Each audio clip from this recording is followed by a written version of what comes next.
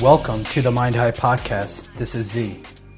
So, we took some time off recently because of which our YouTube and our podcast has been a little bit off schedule. And it's because it's summertime in Chicago and that doesn't come very often. But we are now back and you can expect everything to be back on normal scheduling from here on. Anyway, in today's episode, we are talking about social media such as Snapchat, as well as new technologies such as Neuralink, and where it's all taking humanity. As you know, with new technologies, we give up a little bit of our freedom, a little bit of our rights, and a lot of our privacy for the sake of convenience. So in this episode, we are looking at that and looking at the extreme end of where it's all gonna lead. So without further ado, let's jump right in. Hello. Talk about what's going on in this world, man. Shit's crazy. This world ain't real. Hello. Oh, you wanna dive into that alternative reality theory? Yeah, this world ain't real. Take it over. Electrons ain't real. Yeah, neutrons. Never seen them. Just like What's some bullshit? What's really the difference between protons and electrons? I mean, they just have opposite charges, so you can very well call an electron proton and proton electron. Mind fuck. Damn. Take a chessboard and just switch the black and the white squares. Bam. What podcast was that? That was the I know what you're talking about. That was the Joe Rogan one with Lawrence Krauss or whatever. Yeah. They try to explain Gate symmetry or something. Gate symmetry. Gate symmetry. Jason.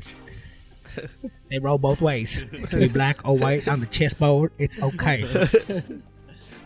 It don't matter if you're black or white. Don't be afraid. Be gay. Okay. Wasn't it just some LGBT rally? The Pride Parade? Yeah. Yeah. Man, Shit. People are being more accepting, and that's good. Everyone's choices should be respected. Besides yours. Besides mine. Snapchat has this new feature. Called Creep. Yeah. No, it's cool as hell. You can zoom out, and it goes into the map, and all over the world, if there's a festival going on or something, if it's happening live, you can double tap on it, and it'll take you. Like if you do downtown Chicago, it'll give you all the snaps that are happening. All the stories, yeah. Yeah, because they're making their stories public. So like at a concert, you'll see like the concert happening from different angles, from far, close. It's actually creepier than that, right? Because you could even put your friends in. Like if you have that active, then you actually show up. Like I have one of my friends. I have one of my friends who lives in Naperville. He's like the only one that pops up for me right now. Like everyone else, I don't think people are too accepting of. That's just like another level of privacy being taken off. It's just a new filter, guys. Enjoy. But that's if you choose to turn it on, right? Who knows? What the hell is that? Snapchat. But I don't know, man. That was confusing. No, I was just going to say that privacy is a very good subject that I don't think we've really talked about. Nice way to bring it in, man. Because it's what we feel about it is private. I mean, your private should be private. Well, I feel like privacy is something that we look at way differently now than we probably did like 100 years ago. Yeah, because of social media. But a lot of people make their private information not private without anyone asking them to. They just do it because they want to.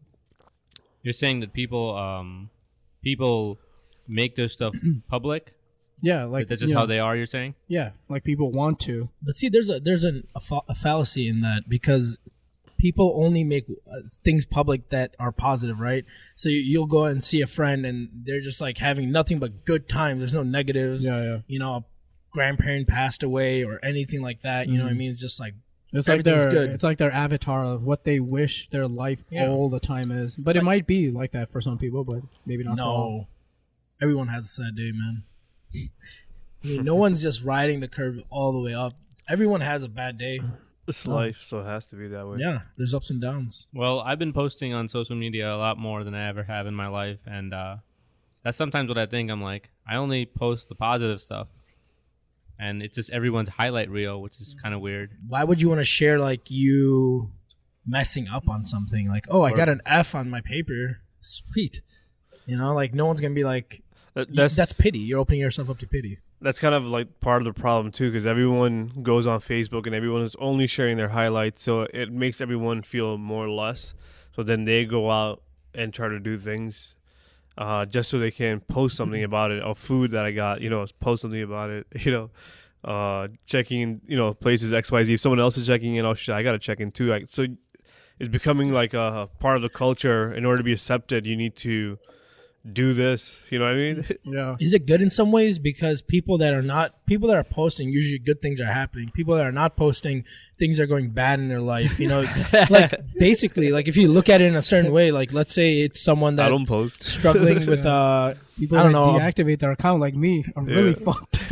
like people that have like really bad drug problems, you could say, like they're right at their I don't know, not doing well. I say it can go either way. Some of those people that are not doing so well might go online and take out all their hate and anger, and just put out negativity into the world. So I think it can go both ways. Sure.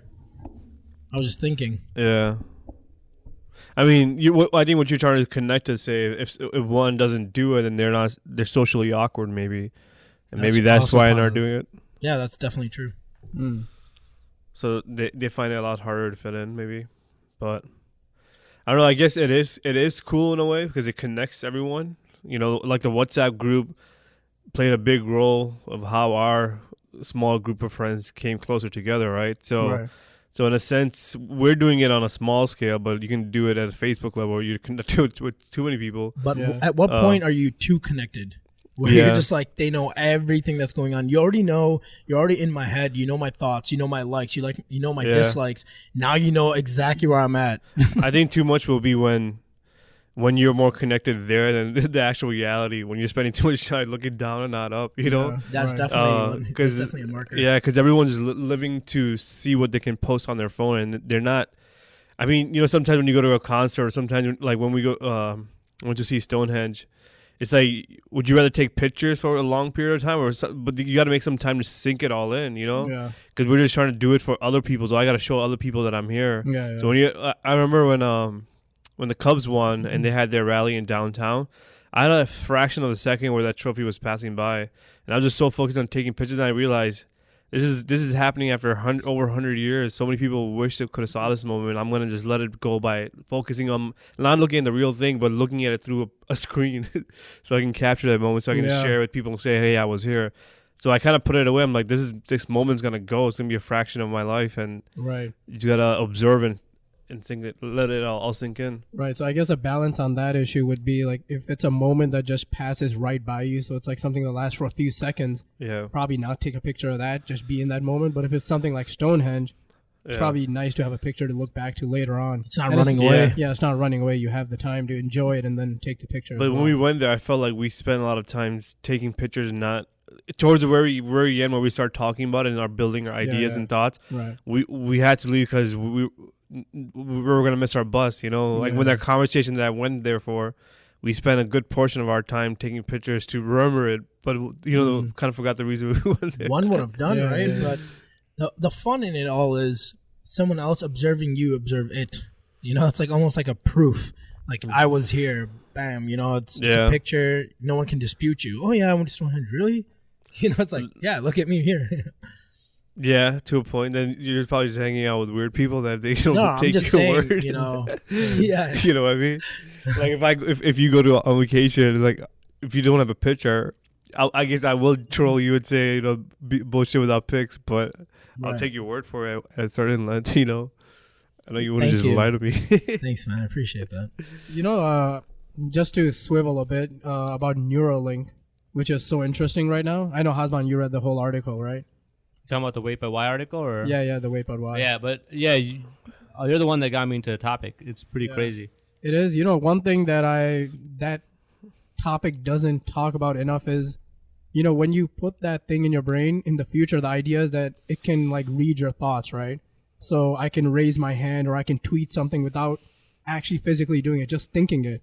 But also that information, every thought that you're having is also being stored somewhere. Damn. And you're almost giving people access to hack those thoughts in the future. Damn. If you think about it. That's insane. So then if they have all your thoughts stored and shit, like how like hackers hack celebrities and post shit off their phone. Like you'll be posting their images and videos and stuff that they captured and they saw, like maybe when they were having sex or something. Yeah. You go in there, you hack that portion of their brain, and you release it to the media. Then there's no privacy. Yeah. That's like a zero privacy world. Right, but isn't it crazy that I was just thinking about it, if Neuralink came out and it became like an iPhone sort of thing where everyone was doing it because, hey, it's so much easier to tweet or something now. Yeah. You can just think it. Yeah, just think your tweet. But then you're also giving, they record everything already right now, right? But now we're going to give them access to our brain. Like, where does that lead? Do you think you can install like a firewall in your brain? Like, don't let my thoughts out unless I let them out. Like, if I want to tweet, but I don't want everything tweeting like, oh, this hat that someone is wearing is stupid. But I mean, like, like when Pokemon Go came out and people that downloaded the app, once you agree to their terms and condition, you give them access to all your Facebook, you give them access to your whatever email account you're using to sign up, you give them full access to it, so they can go in there and read any email they want.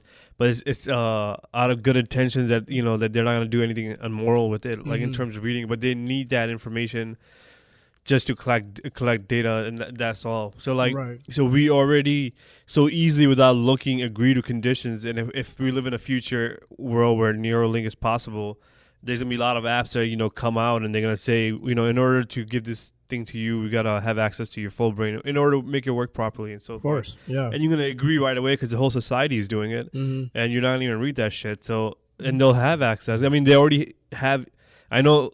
I played Pokemon Go and I agreed to give them access to my email account, and I just realized all the shit that I have in there is so personal and like confidential, and they have access to all of it. Yeah, but man, when it gets to the brain and your thoughts, that's like next level now. Yeah, so that's next level. So your email is kind of, it tells you in terms of marketing, if I can scan your email, I can know which places you're signed up, so I can tell you who you are based on your email address, because your search history, all your pattern, everything is in there. So it's not a deeper level as Neuralink would be, but we're already a deep step into it, I think. Yeah, absolutely. And that's when it gets so scary, at least from that point of view.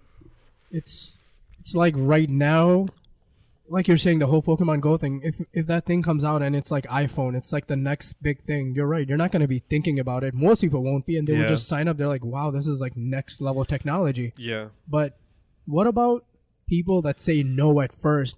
And if the government has that technology, and let's just say that there's some people in the world that are trying to get access to every piece of information there is, right? Right. So they can control and dominate the world. Yeah. What if they were able to get into some kind of position of power where they could, without anyone knowing, before you're born, it's already inserted into you, and without you even knowing? I mean, what's stopping them? That's the next level shit, right? So here, I think, so part of it's already begun.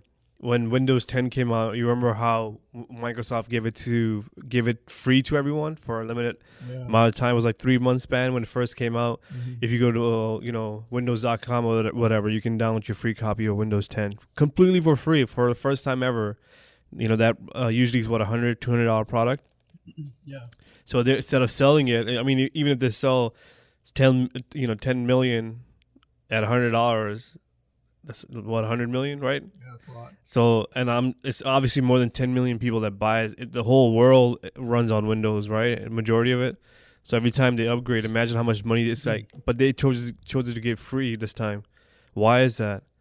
If you look into their terms of agreement, in order to get it for free, they get access to everything in your PC, your search patterns, your app patterns, which program you're logging on the most. It tracks all that data and they store it, because that power to them is worth more. Because with that information, they can. It's like Facebook marketing, right? So that you can get so specific who you want to target. So by giving them the free PC, the data that they collected on everyone is worth way more than selling the product at $100 or $200. Yeah, which is insane. Yeah, and these big corporations, they realized this a long time ago, that the real power is like understanding human psychology, right, and human behavior.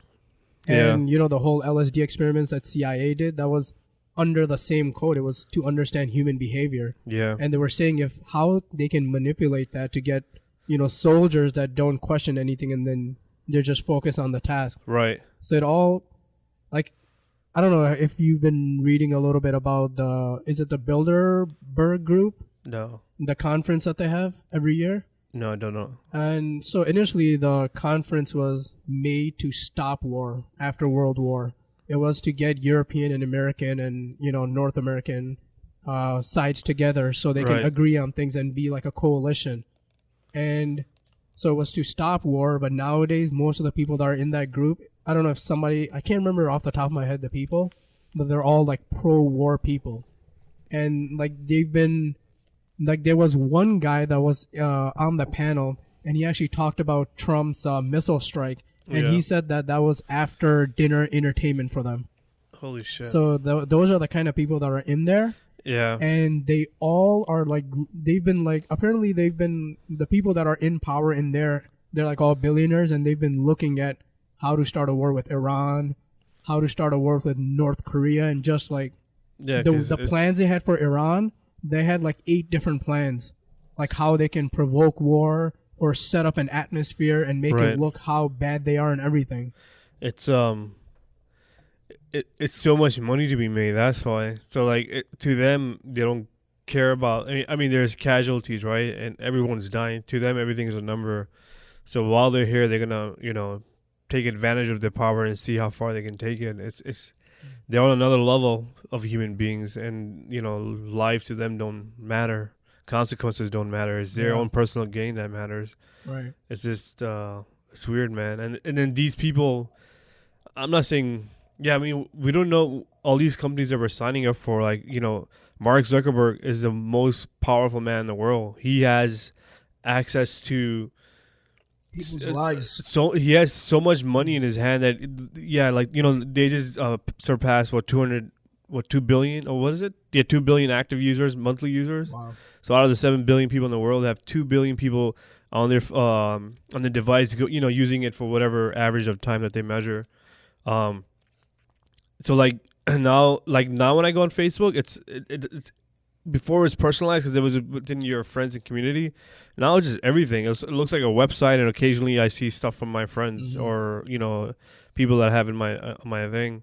Well, but it's become like basically it's actual news feed. Now it's not your friend's news feed. Yeah, it's just a news aggregator. Yeah, exactly. So I go on there, it gets annoying. I'm like, I'm not even seeing anything that I really want to see. It's just I'm getting blasted with shit that's being targeted to me. So like, even when I see articles, I'm like, I don't even want to click on it because I know it's baited towards me. Well, so like, sometimes they're good articles, and sometimes I feel like people are unfair. Do you want to read news? Yeah. No. Question. What I'm saying is, I got annoyed by it. But no, I don't read news. So I guess, it depends if it's Trump related. It depends on what the article is, man. So you like media? Yeah, sure. Okay, well, all it's doing is giving you your favorite media. Yeah. But then people always say Facebook kind of... I guess it's a change. Well, all you have to do is, unlike all the pages, spend some time on your Facebook, think about the fact that it's controlling you, right? And then you try to control it by liking things that you like. Yeah, but you do like media. Yeah, so there's obviously benefits of it, right? So you can find things. So like Spotify, I love how it gives me when you it focuses on your listening style, and based on that it give you recommendations, and not all their songs are great, but some of the recommendations I get are the best songs I've ever heard in my life. Right. So same way Facebook works the same way. They take your data and they collect it. But I guess it gets, in terms of music and Facebook, where it gets dangerous is information. Music is music, right? But if you're getting a news feed that's incorrect, but it's being marketed to you, then it becomes dangerous because now you're reading something you might take his word for it. Wait, is that why you don't like it? You think it's giving you something that you don't think is the right, it's not the truth, or you think it's the other side, or what? Yeah, so I can't tell if it's the truth. With that whole election thing that happened with Facebook. But Facebook is not the one that writes the news. No, I agree. I'm not saying. Then it's the source. It's the content. Yeah, it's the content that you don't trust. But then all you have to do is kind of find sources you trust and like. Right. Yeah. Well, I think the deeper thing is that Ali doesn't like reading. Yeah. Because you were telling me you don't like Reddit either. Yeah, I know. Yeah, that's. But not even reading. I'm saying videos. Like there's advertisement videos too, right? So. Right. But we use it, and we try to put our message out there. So there's obviously. It's there's obviously good in it, right? Because then I could be biased and say I'm thinking my narration of is good, but the power of what it is capable of doing is kind of insane when you think of it. Like this one guy named Mark Zuckerberg has access to so much data that's worth billions of dollars. Right. And at any given moment, if he decides to rig an election too, if he wants to, he can. Yeah. All he has to do is in the red states, do pro, whichever way he wants to swing it. They control the dials of which part of the country thinks. It's kind of scary, man. And I mean, even if they didn't mean to do it, I'm sure they had a big effect on the race, of course. Yeah, their product played a role, but they didn't play a role in it. Yeah. Going back to the whole thing you were saying about truth. It's one of the reasons why I really like Reddit is because you can have a news article and you can go in the comments and everyone has their own views, but the top point seems to always be like, hey, this is bullshit or something. Yeah. Or it's just a really good point. People make amazing points in the comments on Reddit. You get so much more like depth than the article itself. Yeah. I mean, Reddit is probably my favorite place on the internet. Fantastic, yeah. I'm surprised Ali doesn't like it. I feel like you haven't personalized it, so it gives you what you need. Exactly. Yeah, it took me a long time. Like, let's say you used to be a DJ, right? Yeah. So you would find a subreddit that talks about DJ equipment or something, and then you find like small communities of things that you're interested in. Yeah. And you'll get like, I don't know, it's all it is just a forum at the end of the day. Right. Well, I mean, one of the websites I always go on till this day every morning is IGN.com. I mean, it's funny because like I don't even play games as much, but I just go on there just to read the game articles. Yeah. So it's not reading. I think it's the layout. Like it just doesn't appeal to me. Every time I log onto Reddit, it just seems like too outdated. Well, you can get but outdated. I get what he's saying. Actually, right. I do. I've heard that before, but that's the whole point of Reddit. It's supposed to be, it's actually very powerful. The coding they have, the stuff they can do, their entire interface is amazing. Actually, no, it is. But you don't like it because it's minimalistic, I guess. But it's purposely they kept it that way. Yeah, and I mean the minimalist is the reason why I like it. Yeah, exactly. I don't need people trying all that distraction. Exactly. Yeah, they try to keep. I mean, now it's a little commercialized, but it's pretty much true to form. It's really minimalistic. You just scroll down and it's just a bunch of titles. Yeah, right. I mean, and the kind of stuff you find on there is you find that nowhere in the media. You get so many sides, especially if you're subscribed to the Donald also. Yeah. So you're getting two different sides. So you get both sides, which you don't get in the media, which is why Reddit is amazing. And even for gaming. I'm into a couple of gaming subreddits. There's amazing content out there. Yeah. I mean, I feel like Reddit and Facebook now has kind of become a different do you guys type of Reddit. Do you guys engage in comments? I do very rarely. I've done it like 3-4 times. Every time I read it, I'm like, man, I have a great ability to this. I scroll up. I'm like, what? I don't know if I'm like, why don't I? Well, Reddit is a great place to test your ideas, man. Yeah. Like if you really think we're testing our ideas, you go on that forum, you are putting yourself out there. Yeah. There's going to be someone smarter who's going to know something that you missed or something. Yeah. Right. Yeah.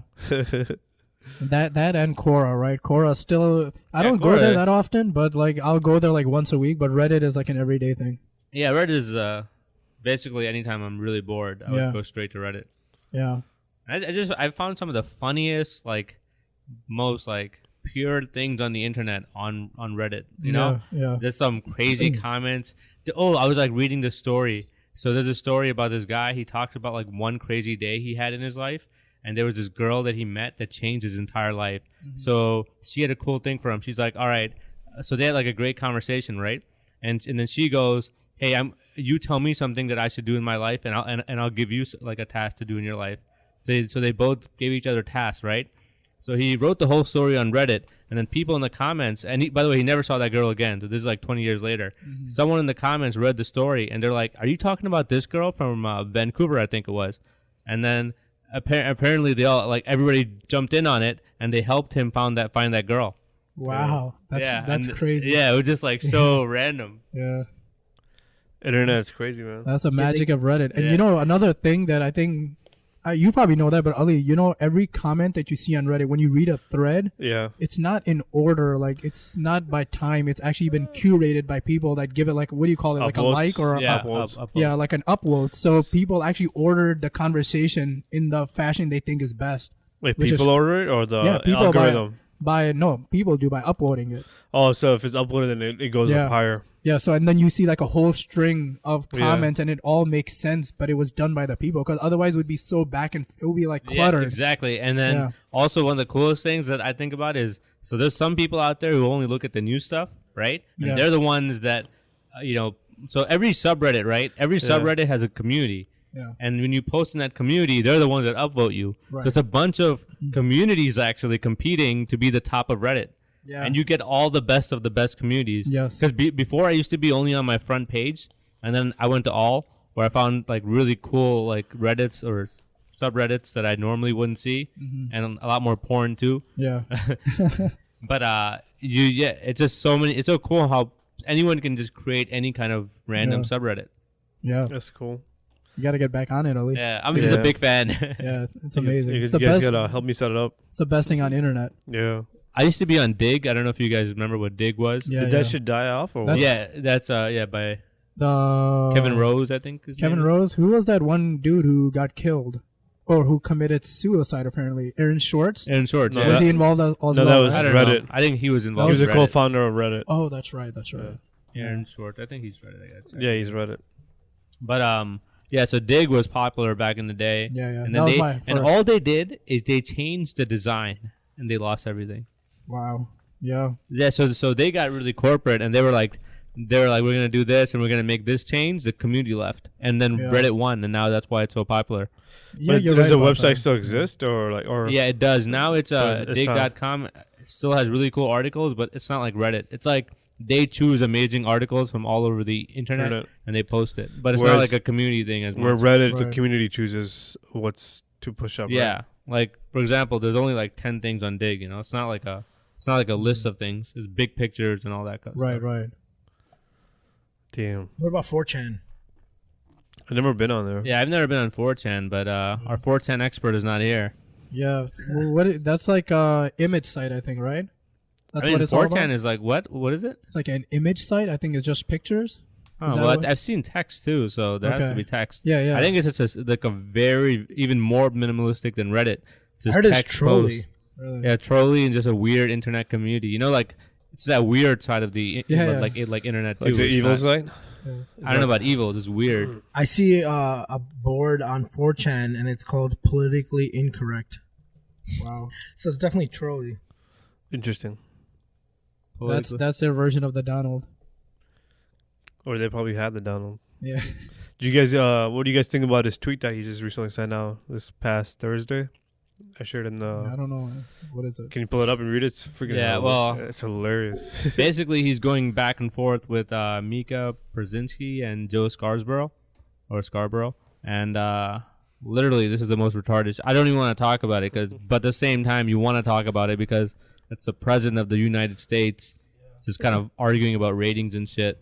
Yeah, And but look at the words that he used. It's like it just really mean shit. yeah, it's like evil. Not evil, but it's mean. Yeah, I wouldn't go evil. I would go more mean. Yeah, I mean, have you guys grown immune to it? Because I have. I kind of have. Oh, actually, he just posted something. He said, "My use of social media is not presidential. It's modern day presidential. Make America great again." Read his. That's awesome. Read his other one because that shit is baffling. Like this guy has like no line that he doesn't cross. No chill. He says, this is what he said. Crazy Joe Scarborough and dumb as rock Mika are not bad people, but their low-rated show is dominated by their NBC bosses. Too bad. No, that's not the one. Yeah, her. There's two where You he's. said dumbass? No, he said dumb as rock, sorry. Dumbass rocks. Or dumb as rocks, not ass. Sorry. I don't know, I can't.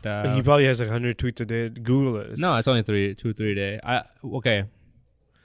Man, there's actually a lot against them. I'm trying to find the one you're talking about. Just Google. I'm on his Twitter. No, just Google it. It'll be like an image, so you don't have to. It's actually in our WhatsApp. Shaz. Oh, here we go. I heard poorly rated at Morning Joe speaks badly of me. Don't watch anymore. In parentheses. Then how come low IQ crazy Mika along with Psycho Joe came to Mar-a-Lago 3 nights in a row around New Year's Eve and insisted on joining me? She was bleeding badly from a facelift. I said no. Holy shit! Wow. He called the guy a psycho, and he talked about her facelift bleeding. It's mean. And so when I read this, my dad was watching Fox News, and I was like, I wonder what they would say to like defend him. And they were like, he's a fighter. He doesn't take shit. He just fights. I was like, okay. He's the president of the United States. Though? The highest power in the world, talking like a douchebag. And he says it as it is. She probably has a facelift. Dude, he's so out of shape. How could he talk about anybody else's looks? What does anything surprise you guys? Like, I don't know, man. No, so before you would go like, holy shit. When I read that, I thought it was comedy. It was like the most funniest shit I ever read. I started like chuckling out loud. Like, it's very clear that he's a very sensitive individual, and he takes things to heart really quick. I think it's just the fact that he was brought up so rich, and he is so rich that maybe he doesn't have to take people's shit, and he's just still I've thought about this a lot, and actually, as soon as I was done at the gym, I saw like a 5-minute thing that they did on CNN about like what the hell is happening now, because he's like tweeting, and one of the things that they were saying is that like Donald Trump really loves TV. Yeah, he loves media. Like that's an expertise of his. Like, like how we love media now that we do a podcast. He's been doing it his whole life. He's acted. He's done WWE. Yeah. And he knows media better than any of us. He's always wanted to be on this. Is like, how you're into your game, how you're into all the things you're into, and whatever it is, I just couldn't think. I was like, should I say podcast, DJing? I don't know how he wants to be identified. You have too many things. Yeah. Settle down. How do you do all this? But, this is what he loves to do. He just loves to manipulate the media and be a part of it. Yeah. I mean, there's things that we've already talked about it. He's an egomaniac. He's all these things. But, I mean, you got to think about what would surprise you. What could he do at this moment that it would make you take notice? I mean, apparently he bombed Syria as an after dinner like entertainment for the table. Yeah, I don't know where you're going with this Bilderberg group thing, because you're kind of saying conspiracy theory stuff, which I don't blame you for. When like 120 of the 150 richest people, I think I read Rockefeller Group. Yeah, all those guys are in there. So I mean, I'm sure like the amount of control they have in that room of our lives of everything. Yeah. Does that scare you? But you're saying that's how. Are you saying that group is the one that told Trump to do it? Well, okay, or influenced Trump? There's I've got to find this image. There's an image of him in the Situation Room, and he's got all these people around him, and there's like 6 people that they identify, and then they show that what they did, and they're all part of the Bilderberg group. But not only that, they've been pro-war. They go through their research, and this guy showed it. I've got to find it. I'll share it in the group. Man, you gotta share these kinds of things. Yeah. This was like one of those late nights. I'm just falling asleep, and the thing is on, and it just goes playing, and I watch. I'm like, whoa, that's interesting. Wow. It's all fake. Yeah. The Bilderberg group. No, I mean, the Bilderberg group is a real group. They've been meeting since 1954. Yeah. Right. There's no doubt about who's like in it. So that part is not a conspiracy. Right. It's just that I was reading about it now. They're like, well, this is actually the quote. Let me just find it. But they asked them, they're like, if you think we're okay, one of the guys who is like the head, I guess. I don't know what his position is, but he represents a group. He said basically about people calling them a conspiracy or like basically all the conspiracy theories that go on. Mm-hmm. He said, it is unavoidable and it doesn't matter. There will always be people who believe in conspiracies, but things happen in a much more incoherent fashion. When people say, this is the secret government of the world, I say that if we were a secret government of the world, we should be bloody ashamed of ourselves. So he's just saying they're not as powerful as people think. I don't believe them, though. Yeah, I don't either. Liars. That's what they say. Yeah, the 1%. Reminds you of Mr. Robot. When's that coming back out? Yeah, it's been a while. I feel like people who have money have so much of it. Yeah. I mean, the more money you have, the bigger tables. Besides that, the bigger tables you get to sit on. And I see that in my work, just like it's like a pyramid. The more money you had, the higher seat that you sit on, and the higher seat that you sit on, the bigger decisions you make. Mm-hmm. So when we're sitting at where I work, like when we sit at our tables, like, so like I'm sitting, in a small table.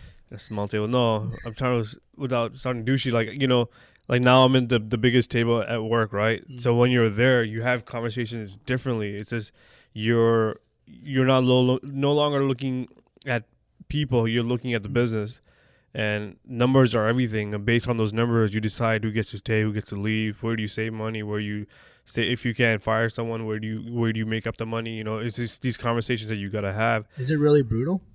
It's not brutal. At the end of the day, it's business. You got to protect the asset and make profits, right? So in that terms, it's because you're hired to make those tough decisions, right? Mm-hmm. So you got to play that role. Otherwise, you lose your job. And then once you start making so much, you don't want to go back down. Mm-hmm. So the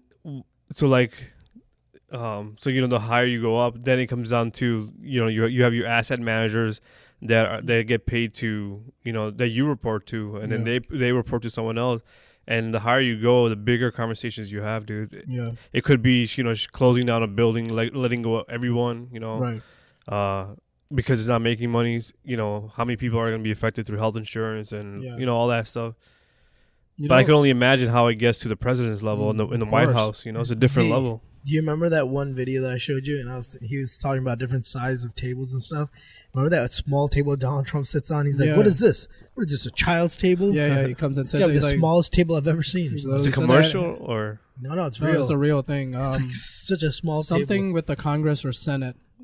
Recently, I think he was signing some bills, and the table was like super small. But hey, going back to your point, there's a quote which I really like, that it's easy to be a saint in paradise. And when we think about our economic system, it's built to reward people that think of people as numbers and think of it as just profits, right? Right. So when you get a company that doesn't make that their bottom line, it's very rare. But there was this one post on Reddit, and it was about the how do you pronounce it? Is it Saran Wrap or Saran Wrap? Do you know what I'm? Saran Wrap. I think. Okay. Saran Wrap. So the Saran Wrap company, it's actually a company, even though we just think of it as like the Kleenex, product, right? Yeah. Oh, really? Yeah. So Saran like Wrap Xerox. Yes, and the thing with Saran Wrap is they changed what it was initially made with because it wasn't environmentally friendly, and it actually made the product less sticky. It made it more expensive, and their sales declined. But their CEO still did it because it was the right thing for what he thought was right, which was to conserve the planet. Yeah. And yeah. So I mean, crazy, but yeah. So like, like you can take that because there are some people obviously that want to do good, but when you take like a table like a city of Chicago where the mayor sits, and now you're coming to do a budget. Yeah. His decisions are based on who swings his thoughts, so his inner circle, whoever he's has close ties to, his friends, his whoever he lets allowed to sit at the table are the ones that are going to influence him to spend the money XYZ. So it's really important. Like we need more people like those on the tables higher up, so they can persuade the overall good in the right direction. You know what I mean? But think about how morally good that person had to be to kind of do something like that. If I think about religion, like if you're gonna go to heaven for doing good, that's not really morality. It's not real morality, in my opinion. You're doing it for something in return. You're doing it for a reward. You're doing it for yourself too, for the most part. Yeah, it's a selfish thing. It's good that you can get. I understand that there's some people in the world that need a reward to do good. I understand that, but I just go back to that quote. It's easy to be a saint in paradise. I feel like it's easy to do things when the whole system and everything is made easy for you to do that, or you get a reward for it. But going to what Ali was saying, that you go to bigger and bigger and bigger tables, and then Ali also said that once you make that money, you don't want to go back down. But isn't that why it's so hard to dethrone this 1%? Because if they have so much money, they're going to do everything in their power, and your friends, because they don't want more people having this kind of money, because that's more people splitting the pot, Right. So they want to keep it to who's already there, and that makes it so much harder for change, because they're going to do everything in their power to keep their money and not, The barrier of entry is a lot harder, because once you get that, impossible. Once you get that high up, look, I mean, that's what's happening, right? With capitalism. These guys are so high up that we don't have any advantage. what they're doing is they keep merging together. This close group of people keep merging together and buying out everything. And now they're just like we talked about it before in the podcast. You know, there's only 6 or 3 main media that control almost everything in the United States. So, and eventually down the line, it'll just become one. Yeah. So then the real power is the way people think. Yeah. Controlling that. Yeah. So that's why they all go for media spots, right? Yeah. That's what, like... How much does a role... I think it's something you were telling me recently, Z. I've always been a media junkie, which I know can be a bad thing, too. And you were saying that recently you stopped consuming media as much. Yeah, because so I get up in the morning. I'll be on Reddit for a while. I won't even listen to music as much. I'll listen to a podcast, even if I'm working on my game or doing anything, driving podcast. Mm. So it got to a point where I felt like I was getting information overload. It was a strange feeling where I just could not read anything or watch another documentary or listen to a podcast. So it was just kind of like a burnout sort of thing. But I'm back into it again. I think when we took that trip, came back, and now I'm really back into it. Yeah, that's why I like to recharge. I feel like something about recharging. I feel like when you get stuck in one system and one way of doing things, that definitely happens to me too. But I thought like a lot about that. I was like, should I do I consume too much media? Yeah. And usually when I travel, that's when I stop consuming media. Yeah. Because you're too busy exploring. You don't have downtime to. You have so much distraction already that you don't need that media distraction. How insane does it get? Like, talking from my experience, I'll go to the washroom. I'm taking a leak and I have my phone, something to read. That's when I know that's a bit ridiculous. You know, leak. I've actually never done it, but I was gonna say maybe number 2. Yeah, taking a shit, but I don't know about. I gotta have something to read, something to consume all the time. I've started thinking about it this way: like your mind needs the thoughts to run. If you're always interrupting those thoughts, then the program is not running. And that's been my new approach. So simple moments. I think one of the best times that I don't consume media is at the gym. I never have my phone to text or call or anything like that. No music, nothing. Yeah. No, I do like music. Oh, you do like music. All right. No music at the gym, really? Feels really good sometimes. But I feel like that the music can really give you a boost. Yeah, it's a tool. Right. Yeah, it's like a tool too. Exactly. Just like pre-workout drinks and everything. Music is a tool. I guess so. It depends. For me, I kind of feel like, I don't know, maybe I'll have more energy. You're right, I probably will. But I just get there and I feel good. And just being able to focus on the lift is also pretty nice without the music. I was just thinking music is also, it makes your thoughts run, though, I feel like. You know, it obviously is media, but it's almost like neutral. Well, actually, I listen to songs with lyrics. You like techno and stuff like that. Yeah, but when working out, I also like some lyrics. I was listening to your playlist today, dude. So I went and I was going to do squats and I was just not feeling it. I actually had a podcast on. Sometimes I have a podcast on when I'm working out just to have it on because I'm a junkie. But I changed it to the music, his Smash Mode playlist, which is just the best meathead playlist. And I just had got the second wind in me and it was amazing. I think if you're lifting heavy, I feel like music definitely helps you gain. I mean, if you're trying to get big, you don't. I mean, you can work out, but your biggest gains come from the last set that you couldn't do. Apparently, that's not true. By the way, it's not. Yeah. Damn, has that been debunked? So what was it? I'm saying your biggest strength, like when you gain, like some people say that you don't. If you're talking about strength, they say you don't need to work out to failure. Like that guy. You know that thing that you're doing now? Yeah. Based on I don't know how to say his name, but that I don't know his name either, but nobody does. Pavlov. Okay, anyways, go on. No, I mean I personally experienced it too, so maybe it could be the science could have changed on it before. Could have. I've heard that failure is actually bad now. Is it? Yeah. I mean, obviously it's still effective. It's not gonna like you're not gonna get gains, but it's not the most efficient. I haven't worked out for 4 years, so apparently it's bad for your central nervous system. Yeah, from what I remember. With Donald Trump also talked about, so yeah, you don't want to waste too much energy. Yeah, deplete it all. You know, I don't want to sound pretentious when I say this, but just as a thought, don't. I just want to talk about it though. But when you talk about going to the gym and like needing music to kind of pump you up, I feel like it would be better if we can kind of have the discipline to do it rather than need. I know sometimes you need it. You know, sometimes you just need a wake up. But if you can get into that sort of fear, like mode where you don't need something, to do something where you can just do it because you've decided that this is what I want to do, and then you can have the discipline to follow through with it no matter what. I think I see it the other way, because I mean, like, our mind is, I mean, we don't control all of it as much as we think. Yeah. So music definitely pumps you up. It's kind of, I mean, you can there are some people, or sometimes you could just get, I mean, if you're about to play like a big game, a bigger stage, you get pumped up easily, right?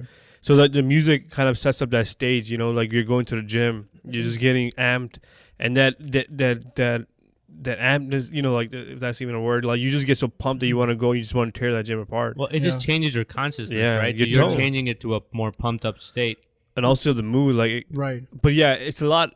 I'm sure you can do it the way you're saying it, but yeah. I mean, I think for me, it's more of how my nature is. I don't know why. I guess now I'm thinking about it, I like to do things without help. Yeah. And what I mean by that is also with like the whole, I got rid of drinking the protein shake. Yeah. I don't do that either. Yeah, so I feel like even though it's a great tool, right? But I feel if I take that away, I eat better now. Yeah. Because I need to make up my proteins under 1,700 calories. I need to get that 100 grams. So that means I'm going to eat better and not junk on carbs. Yeah. So when it comes to workout, it all becomes about time. So like, if you have time, then you work out the most cleanest, efficient way, right? You do all those healthier things. Instead of taking supplements, you get the more organic stuff, and you get a better sleep, you get a better routine. It's all, workout just comes out to time. So your lifestyle dictates what type of workout you're gonna do and what type of products you're gonna consume, right? Yeah. Because for me, like, if I got back into working out, which I've been dying and trying to do, like, I couldn't do it without protein shakes. I wouldn't have the time to specialize it. The hardest part is, for me, has never been working out. Has been preparing the food to eat right on the right schedule. Like, I suck at that, right? So like, I don't have enough time anyway, so I can't devote to. So one thing I've been thinking about. So a lot of the workout advice we had was, I always call internet the old internet, but now it's all updated, right? So I was talking to a scientist recently, and I told him that I take protein shakes. She's like, I don't get why you do it. I'm like, because they say that your body's in a state that you need the protein. She's like, if you eat fat, you're not going to get fat, right? She's like, like, you're right about that. She's like, so why do you think that if you eat protein, your body's going to make in the protein? Your body's going to do what it wants with it. I was like, So she's like, it's not like you eat protein and then you just automatically become bigger, and you can't like tell your body how to use that thing. And the research is so up and down on that. I've read like numbers from like 40 grams a day for somebody who's 170 pounds all the way to you need 200. Yeah. That's like weird. 3 times your body lean mass or something. Which doesn't even seem healthy. No, it doesn't. I mean, like, I'm sure. So I thought about this a lot. I'm like, well, I've seen a lot of guys get big, and this is what they say. So they must be doing something right. So the results got to mean something. Yeah, too. The results have to mean something. But also, those guys are just working out a lot. Yeah, and they're probably just eating a lot. It doesn't mean the protein shake is doing it. She's not saying you don't have to eat more. She's just saying that she's like I don't get why you guys all you young kids take those protein shakes. She's like, if you want protein, because by the way, she's got a PhD in food science, so she kind of knows this part of it. She's like, just eat cheese. Yeah. She's like, it's got a lot of protein. Exactly. She's like, whey is the same thing or something like that. Yeah. So she was like, but nobody does that. Right. But proteins also have a lot more other things nowadays, right? So you can get your, I've been out of the game. BCAAs. You can get your, BCH, amino acids. They give you a whole package. That's true. So, I mean. Not always, but I think she was just talking about versus a protein shake. Sorry, not yeah. like a supplement. I mean, protein shakes not only just have protein, they have a lot of other stuff that you need to work out. But to me, that once again is it's just have a good diet. You're already gonna eat 3 times a day or 2 times a day. Why are you eating junk that you need protein shake to make up for it? But I'm sure there's some chemistry involved in it, right? So there are certain things like I mean, what's it called? Like what's that drink? Gatorade. I mean, there is some science behind it that we need electrolyte when we're dehydrated. We lack of those things. So you drink it, it just hydrates you better. So I mean, I'm sure there are some science. It's just they're not just making this to make it. So it's stuff that your body needs to grow and be more efficient. You're just getting it. Do you know what whey is? Like what whey protein is? It's whey. So whey is the liquid remaining after milk has been curdled and strained. Right? It is a byproduct of the manufacturing of cheese or casein. Yeah. So basically, when you're making cheese, you get waste whey is a byproduct, meaning that's the shit you would throw out. Yeah. But we put that in our protein shakes if we drink it. Yeah, because it that's has what we do. protein. That's what we do with our tandoori burger. Yeah. We've got all that chicken waste turned into a patty of chicken, guys. Hold up. Let it Whey go. chicken tandoori burger. No. How dare you go into that? Yeah, but you know what? I just want to go back to what Ali said, that for him, it's hard to get enough protein a day because you think the hard part is preparing that thing. But realistically, I think Hasban knows too. All you have to do is you just remove bread and rice. Yeah. And you're left with meat, salads, and beans and all that cheese, stuff, which you're already getting. So I don't cook, so that's the hard problem. So I got to eat what do whatever. You eat then? Like, what would you eat? Whatever's at home. So here, I guess... Man. I'm okay. Like I guess I'm so used to it now that for me it's hard to eat bread. Like I don't even like it. I don't have a craving for bread or rice. Yeah. So if there's something cooked at home, like say chicken boti salan, I'll eat it with a fork, and I think it's the most delicious thing with like a salad. For Urdu or Hindi speakers, chicken boti salan is basically like a chicken boti. It's really good. And it's that whole thing that where if you do something for 4 weeks, that's all you need to do. It becomes a habit. It's really hard to revert back. I did the same thing with black coffee. Right. So anything you want to do, I think just do it for 4 weeks. Even lose weight. Did you watch that What I've Learned video where they talk about that one dude who was like maybe 400 some pounds, and he just like fasted for 360 days, like a year straight? Yeah. And he didn't die. He didn't get die, sick. Yeah. He's he doing drink great. water and water, coffee, and tea. So what he did was every day he'll have some water, some tea, some coffee. That's it. The whole year. And this is not a joke.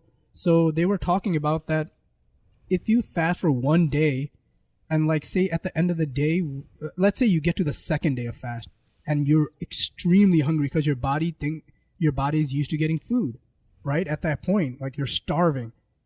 But the thing is, if you give your body some food, you're going to get really hungry and you're going to eat more and more.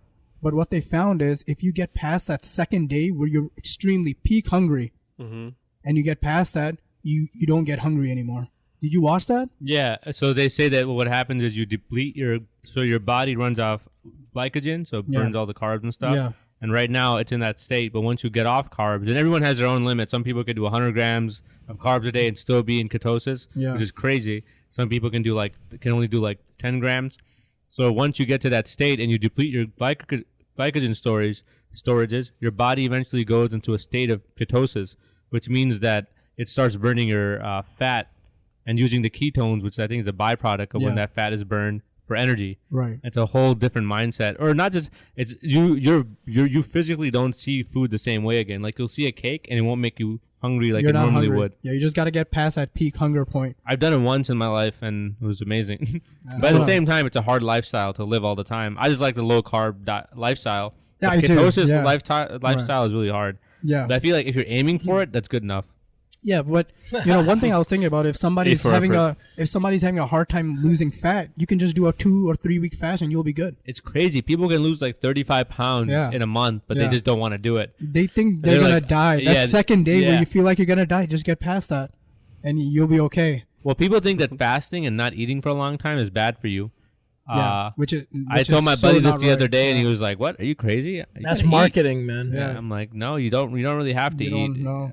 Especially if you have a lot of fat, you can be good for a long time. So my friend was trying to lose weight, and I think he was about 100 pounds overweight at least. So he was just getting obese basically, and he finally decided to try to lose weight. He stopped eating, and I used to criticize the hell out of him before. I was like, "Dude, you gotta eat something," and he just started eating less, not like nothing at all, but he lost all that weight. And when people asked him, how did people always say like it's a big thing that he did, like big trick that he has and nobody. How did you lose the weight? He's like, I just ate less. I just stopped eating. Yeah. He actually was starving himself at times, which I thought was bad, but he's turns fine. out, that's what I'm saying. He's fine. So the science is so back and forth. But the thing I like, if you guys aren't listening to What I've Learned on YouTube, check it out. Incredible channel. Yeah. The amount of research that guy does. And he puts it in, you'll see things like that whole starvation thing. I had no idea that was a thing. Like, I always thought that you had to eat. Yeah, you got to appreciate YouTube channels like that. Yeah, it's incredible. Sometimes I go to YouTube just to learn. Yeah, that's all. So I've been trying to fix an anterior pelvic tilt, and I've always been like watching one video every once in a while. So today I was like, I'm gonna find every YouTube video I can on this topic, and I'm gonna watch them all. I spent like an hour and a half or something like that. Yeah. But I feel like I learned so much. Right. You know, YouTube when I go on, it's only for learning purposes. I never watch. It's either documentaries or media too. Just following the news. It's just information. It's too easy to learn, man. Yeah, it's awesome. Like, on the train ride, if I want to learn how to do an effect, an After Effects or something, just watch a video. By the time I come home, I already have ideas and stuff to play with. So is that like a level before what we can possibly do one day, where you just download lessons and you can we're going to that level. So you don't have to waste time. It's all about time. Scary man. though, guys. So Neuralink, and I think so Neuralink, really, that is the technology. What they'll be able to do is basically code it.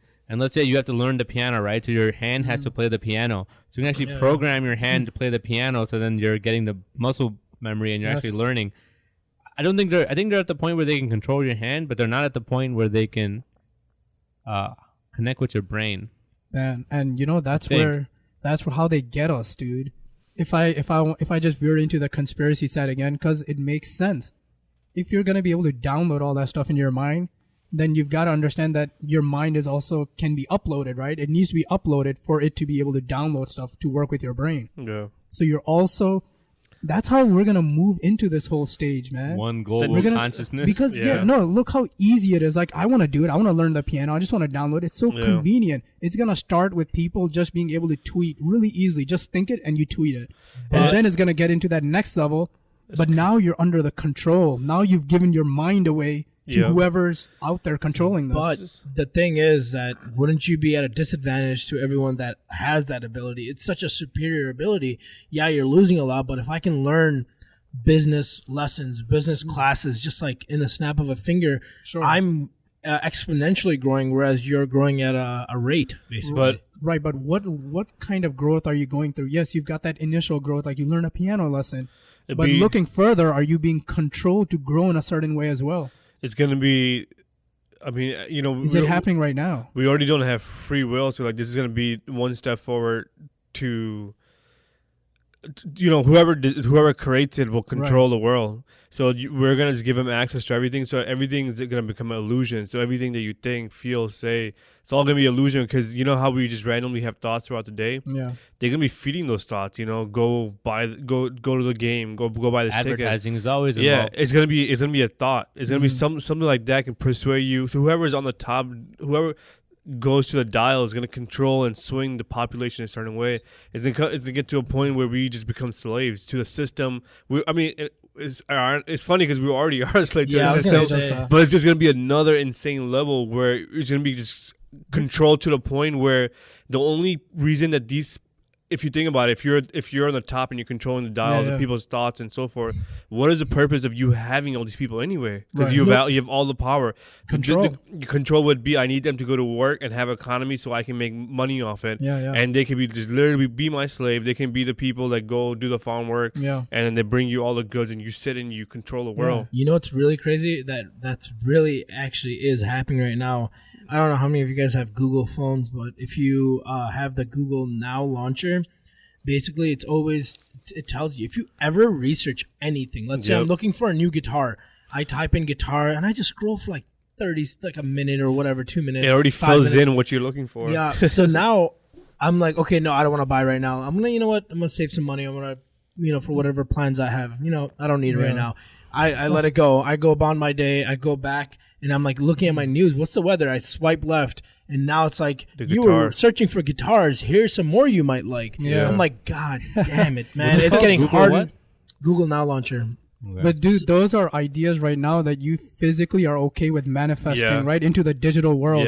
In the future, it's going to be like, this is what you might want to think about right now. Yeah, this is what you were thinking yesterday. It's going to be scary because it's going to be a thought, like any thought. Yeah. You won't know the difference. Right. Honestly, you know what I mean? Man. What we're talking about right now and me just going through that app, it's scary.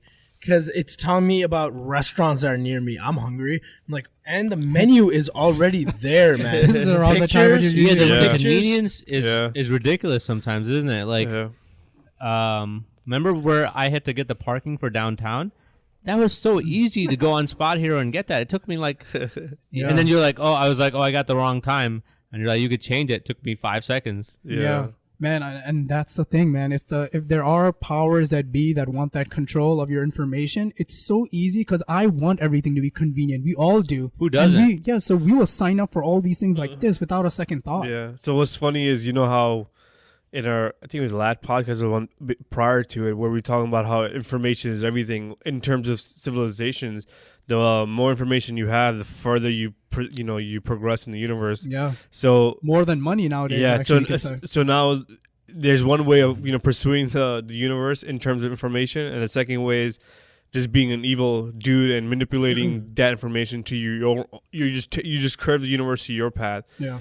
It's just for short-term gains, right? So like these people, what they're doing is they're getting the biggest warehouse of data of information that they can in return sell to others to help swing the way how people think. You know what's really crazy? Go ahead. No, I was just saying information is power, and it's like how and what is Uncle power? Uncle Ben says, with great powers come great responsibility. Yeah. Real quick.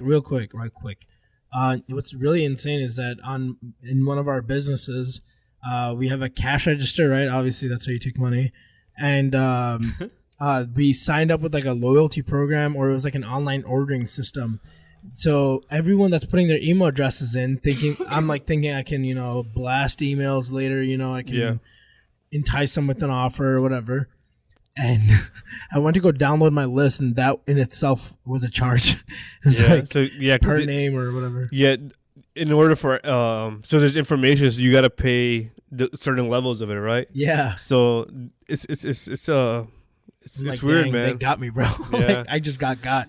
So I started my own list. So speaking of that, I've told you guys about these conferences I'm going to, right? So what is a conference? It's basically a bunch of like people who are trying to get together and exchange information. And now what they have is these devices. They're called lead scanners or something like that. So everyone's wearing a badge, right? So everyone signs up for the conference, puts all their personal information, right? Puts their email, what they do, what their occupation is. Now all you have to do is take that scanner to people's badges, and you can get their information. And what you do on the marketing side of things is you're just seeing what information is important and what is not. So you don't waste your time talking to a nobody. Exactly, yeah.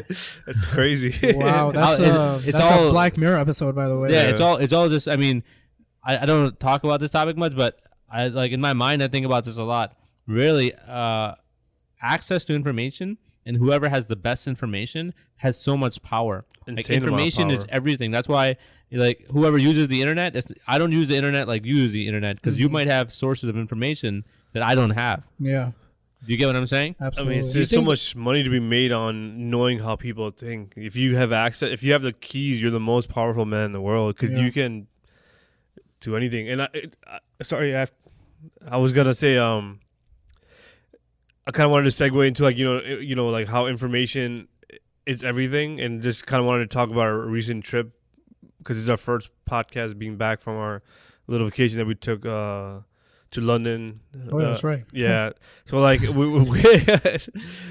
so we went to see Stonehenge, right? So like we were standing there and talking, and this ties into information, because when we went there, Jesus, that's the worst pass ever. I was like, should I go under, over, and then roll that this way? He literally went through.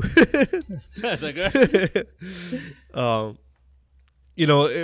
we're talking about information right now, and then it's crazy how powerful it is, and two, what it can lead you to. Information can lead civilizations to do things that are just insane, like something like building a architecture like Stonehenge. Yeah. So when we went there, like for us too, like it was something. The story behind it was unique and intriguing that just put us in awe, at least for me.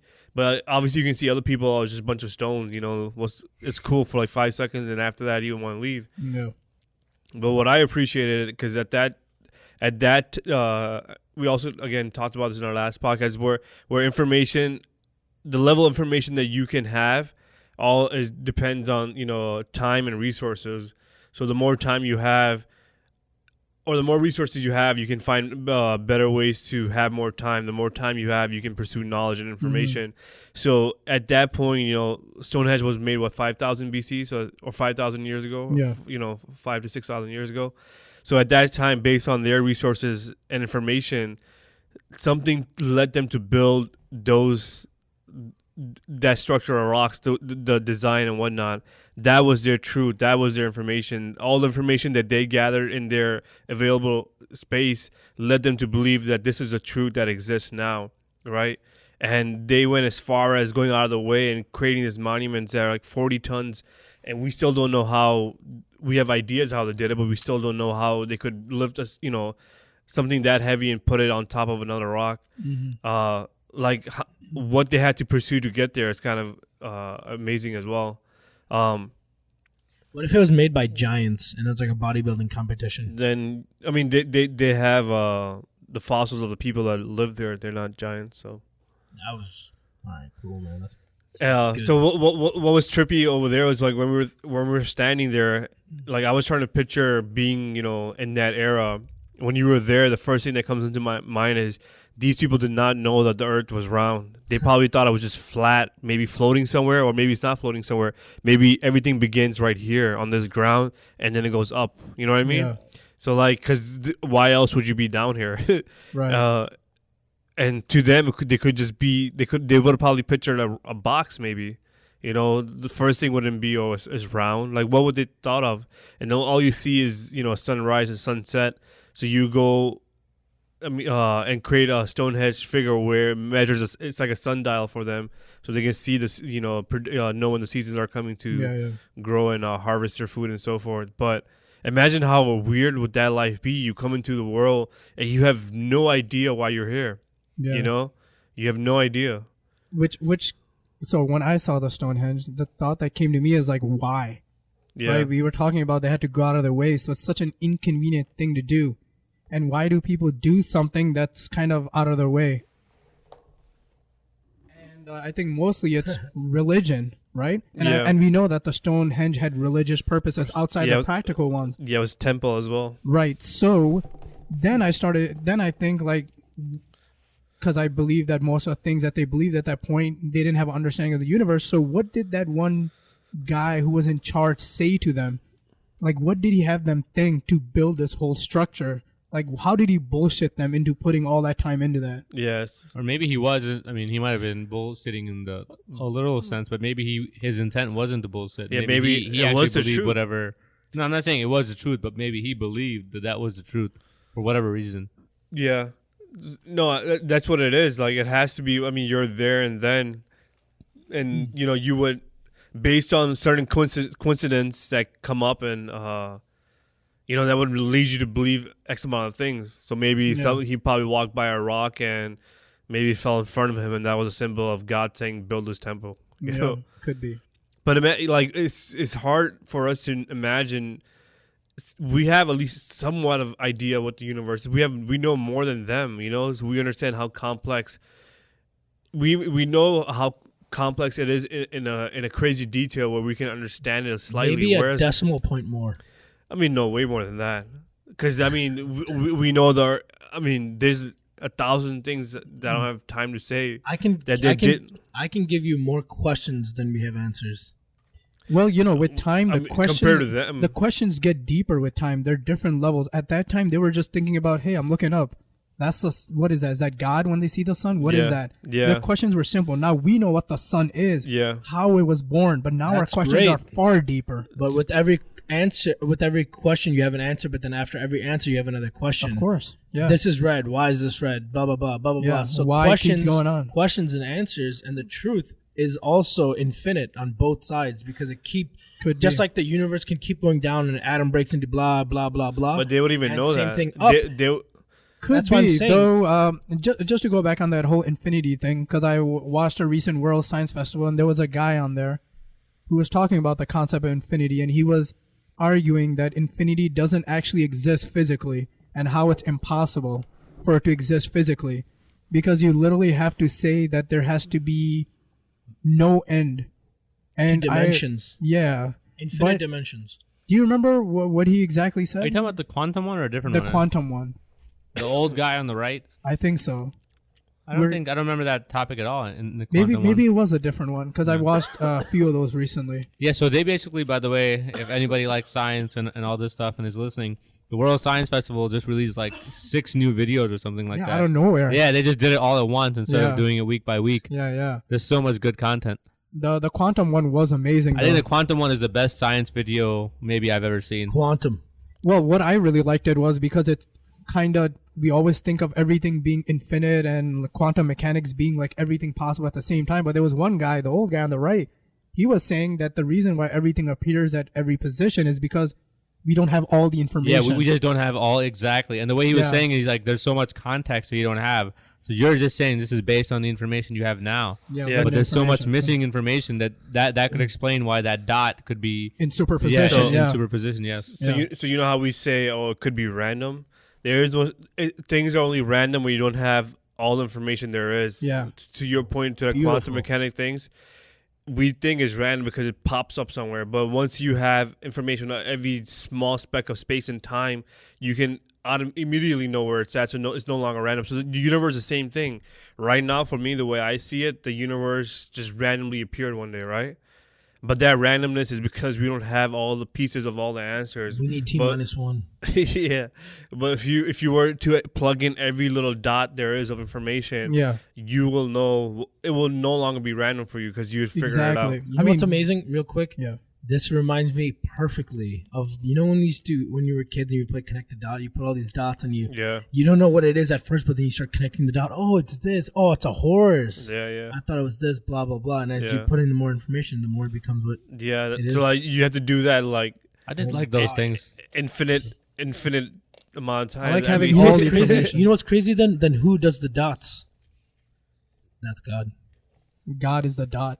Oh shit. He's in the first dimension where he's just a dot. I think Einstein had the quote when they told him about this that God doesn't play dice.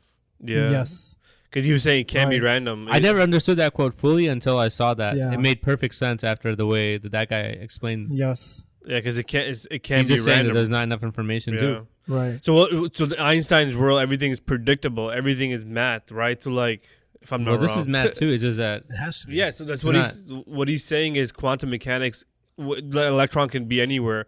So he didn't like that idea. He's saying that it's not random. He likes the universe where you can have equation to answer where that electron will be. I have to plug in my show, man. You guys show out Genius.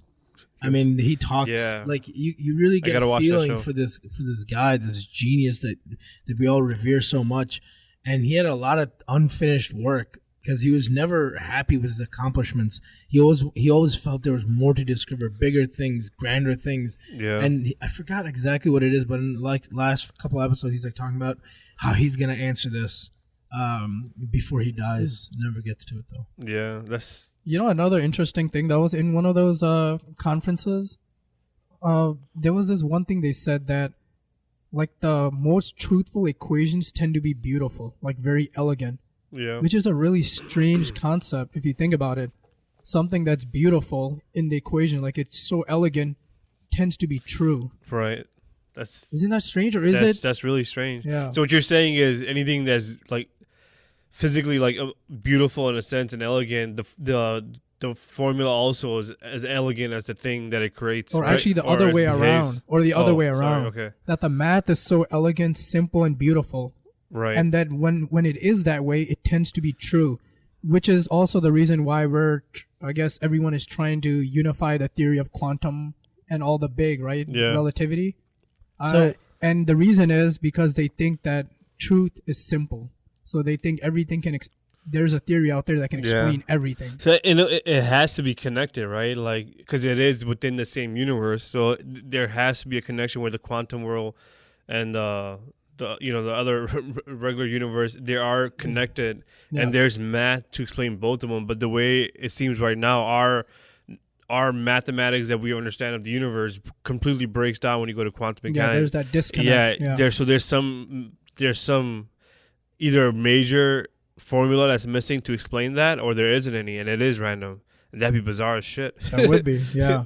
I'd like to think that we're just missing some math or some information. Yeah, because it's within a system, so it's got to be connected. Otherwise, how do they communicate? How do these realities stay intact? Because with a quantum world, like if my atom's electron can be anywhere, any space of time in the universe, then what's to say that I'm still going to be here? You know what I mean? Right. There's something that keeps me here. Exactly. And everything that we learn about the universe is in relation to something we already know. Right. So it's always in connection. So if quantum mechanics ends up being something that's not connected, how would we understand it? Because we can only understand it from everything that we're connected to. Yeah. So that would be really bizarre. It's trippy as fuck. And, you know, when you were saying that information is power, what does information do? It allows us to make predictions, right? If you have all the information, then you can make predictions. Right. And that's where the power comes from. Right. So, so that's why the universe might be math, because the only way to read it is math. Or so, like, if you can understand the math of it, to your point, like you can predict where the universe headed, and then once you can predict that, you can manipulate it to your own advantage. It goes back to our conversation of marketing or whatever we're talking about, of information or companies, that once they have so much information, now they have the power to manipulate which direction this company takes. So like predictions are awesome, because like if I can predict your odds of dying right now, you would change the way you live your life, right? Yeah.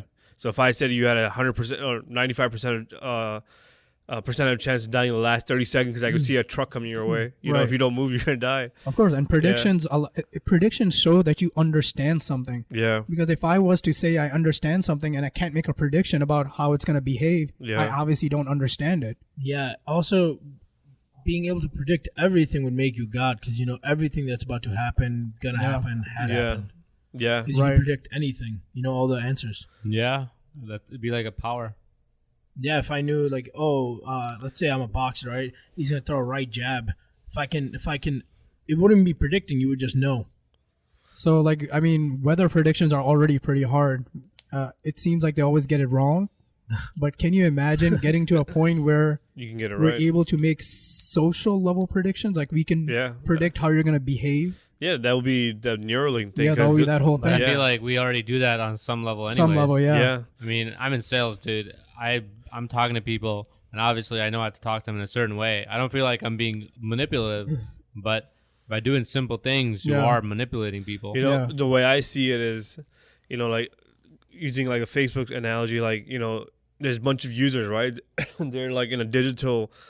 they're small like bubbles, white bubbles, and it's a digital field of everyone just logging in, logging off. And if you want to reach a certain amount, you can cause a ripple in that ocean of bubbles, right? So you can say, okay, I want to spend 10,000, 100,000, and this is information I want to throw in that dot. So it's just a bucket of paint that drops and it just splashes all over the place. Mm-hmm. And the more you pay to do it, the bigger the ripple it is, you know? Yeah. So that's how powerful information is. It's just like throwing a bucket of information. It could be the good, toxic, you know, good, evil, like whatever. That's how you make someone Republican or... Democratic. Yeah. That's how you swing votes. That's how you get people to think certain ways. The more money you have, then you just throw a bunch of information and boom, it has a ripple effect. And maybe just take it tenfold and put it in the universe. It's the same way, you know. It's just those things, and certain things hit it. The universe learns some sort of new information about gravity, so then it swings as, you know. Yeah. So it seems to me, a ripple effect. Yeah. So it seems to me like if you come right back down to Earth, and you just look at what is the most powerful tool somebody can have access to, it's control. But how do you get control? It's through predicting human behavior. Yeah. And how do you get that? It's through something like Neuralink. If you have their thoughts, if you have access to everyone's thoughts. You know, the way I'm picturing our society and civilization is that we're all are just literally connected. Just the way we have cells and neurons in our brain that are inside, they're just the people. We're those outside in the reality. We don't know another neuron from our neuron. We just know that we just share information and we're just connected. And this connectivity brings us together and alive. So like this world, we're just connected subconsciously through this tech, and it's going to go to a deeper state. Right. So we might just we might become so aware that we turn into a new consciousness, you know what I mean? Yeah. And that thing wakes up, because like we could be just two neurons, like us two sitting right now. our 2 neurons in our brain, and one day they became aware and they became this reality. Imagine if we do it collectively. That would be insane. And you know, I think I have a more dystopic view of the future than probably you do. And I see like dystopic C. Yeah, like I kind of see on the surface, I see how incredible the future is gonna be in terms of technology. But then, because I also read a lot of like novels that are dystopic, also like all about how things can go wrong with technology. I think that's how I think too, actually. And then one thing that you have to say is true is that as technology has gone up, we're also giving away ourselves. Like our privacy is also like on the same token going the other way, opposite. So why is privacy so important? Just curious. Because that's what gives you control. If you have no privacy, then somebody else has full control over you. Power over you. Whoever controls your privacy. Like if he does something embarrassing, he watches maybe some sort of porn and he's married, like, or you can, if you found out that information, you can share it, for example, for my wife. Then you can blackmail me to do things. Exactly. You could look at it even simpler, going back to chess. If you're going like back to chess and there's 2 players, if you know what I'm thinking, or you can just be 1 step ahead of everyone. Always, yeah. And it's also the whole thing, like this black box that we have here. Our brain is like our last sort of free space. Like you can keep anything in there and know that you have control over it. Yeah. It's yours. You could die with those thoughts. Yeah, exactly. And it's just, to me, I wouldn't even want to know other people's thoughts, to be honest. Do that burden? Maybe I'm not gonna lie, I wouldn't. Yeah, okay, maybe sometimes. But I'm saying as like a collective. Maybe I really like want to know. like I mean, there's certain people, obviously, special people like Neil deGrasse Tyson. But or are you Tom sure Brady. about that? I wouldn't, because what happens is your level of what is weird, it changes. Like society forces me and you to act in certain ways that make each other comfortable. But in your head, you could be where the fuck you want. Real quick. Right. But hold on one second. The thing that troubles me is that I feel like I'm kind of okay. I'm not psychotic that I want power. But even then, I'm okay with the idea. Like if somebody gave me the power, like, hey, you can know everyone's thoughts, but nobody will know yours. I'm perfectly fine with that. Yeah. And I'm thinking there are way more psychotic people in the upper echelons of our society that will have first access to this. And if I'm okay with it, what are they going to be okay with? And that to me is kind of scary. Yeah, I definitely don't want that kind of society. I just feel like it's not too far away, though. Yeah, we can't stop it, right? It seems like technology rises, we lose privacy, we're going to sign up for all these things, and it's just a matter of time. It's a short-term gain of what we're giving up, right? So we're getting an option to say, hey, you're volunteering to give up this privacy, but in return, here's a reward. So the reward is kind of high in terms of making everything easy, efficient, and like access to society, like everything that we talked about at app. So that reward, just right now, people are thinking short term. So right now, that's really important. Yeah. The long term effect of it is you don't see how it's gonna take over. But like what's really crazy is that every time you give up privacy and let's say you let it all go, you're all connected. That's where it's going. So when you think that's like you think as a group now. Isn't that called hive mentality? Hive mind, yeah, hive mind. So like that way, now we're only thinking about not how do I survive, how does Z survive, Hasban or Ali. It's now how do we survive. So wouldn't that in a way usher a positivity? I feel like you would finally lose that sense of self or that illusion of self that you have, and you would become, like you're saying, one. Yeah, but that's a positive of it. Which is positive. But here's a negative. Okay, so the internet is also a hive mind. Right? You can have an idea spring up and it could be a bad idea. Let's just say the whole internet went the Donald. Yeah. Right? That could be a hive mind and that could just control everything. And that's the way it is.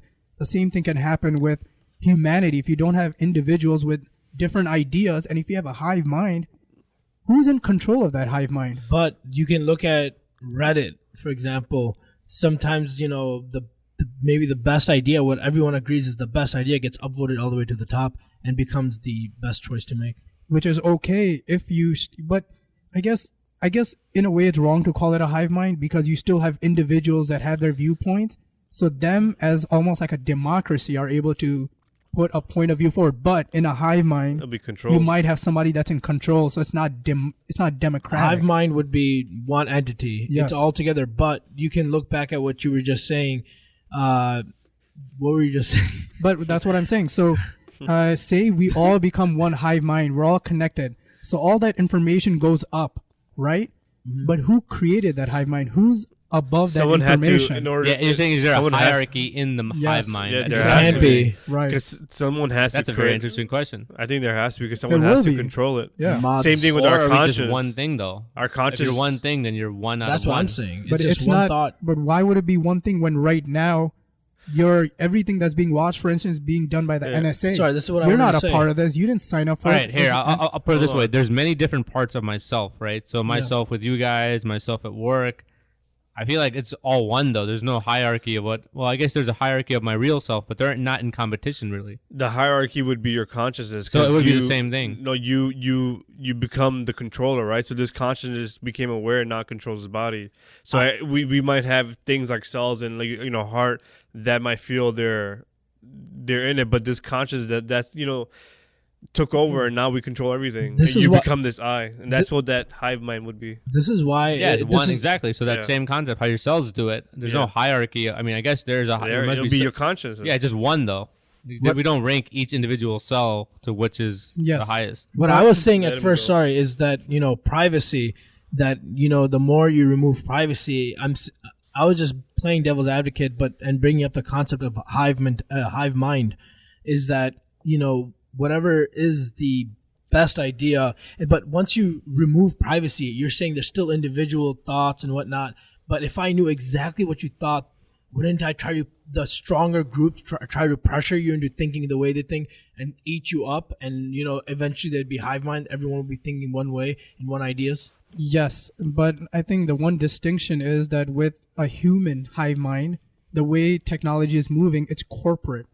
So when you have a corporate structure, it's not about democracy. It's about hierarchy. There are people on top in charge.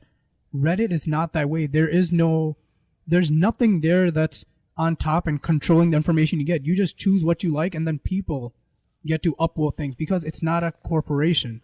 But in a corporation, it's all about control, power, and people in charge. So you're saying in real world that wouldn't be possible the way I'm saying? I don't think so. There- Who's there- going to come out with this technology first? Who's there- doing it? It's corporations. There will be Yeah. the last one standing that's not part of this. Will be the most Yeah, powerful I person. don't understand why they would want to go democratic. Well, I mean, it's not all corporations, because Mark Zuckerberg, he was in a corporation, he became one though.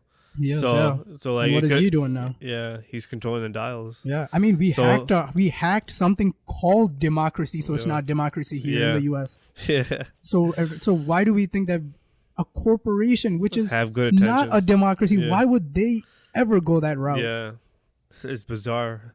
So like capitalism has its obviously ups and downs, and like this is like the extreme end of it. Yeah.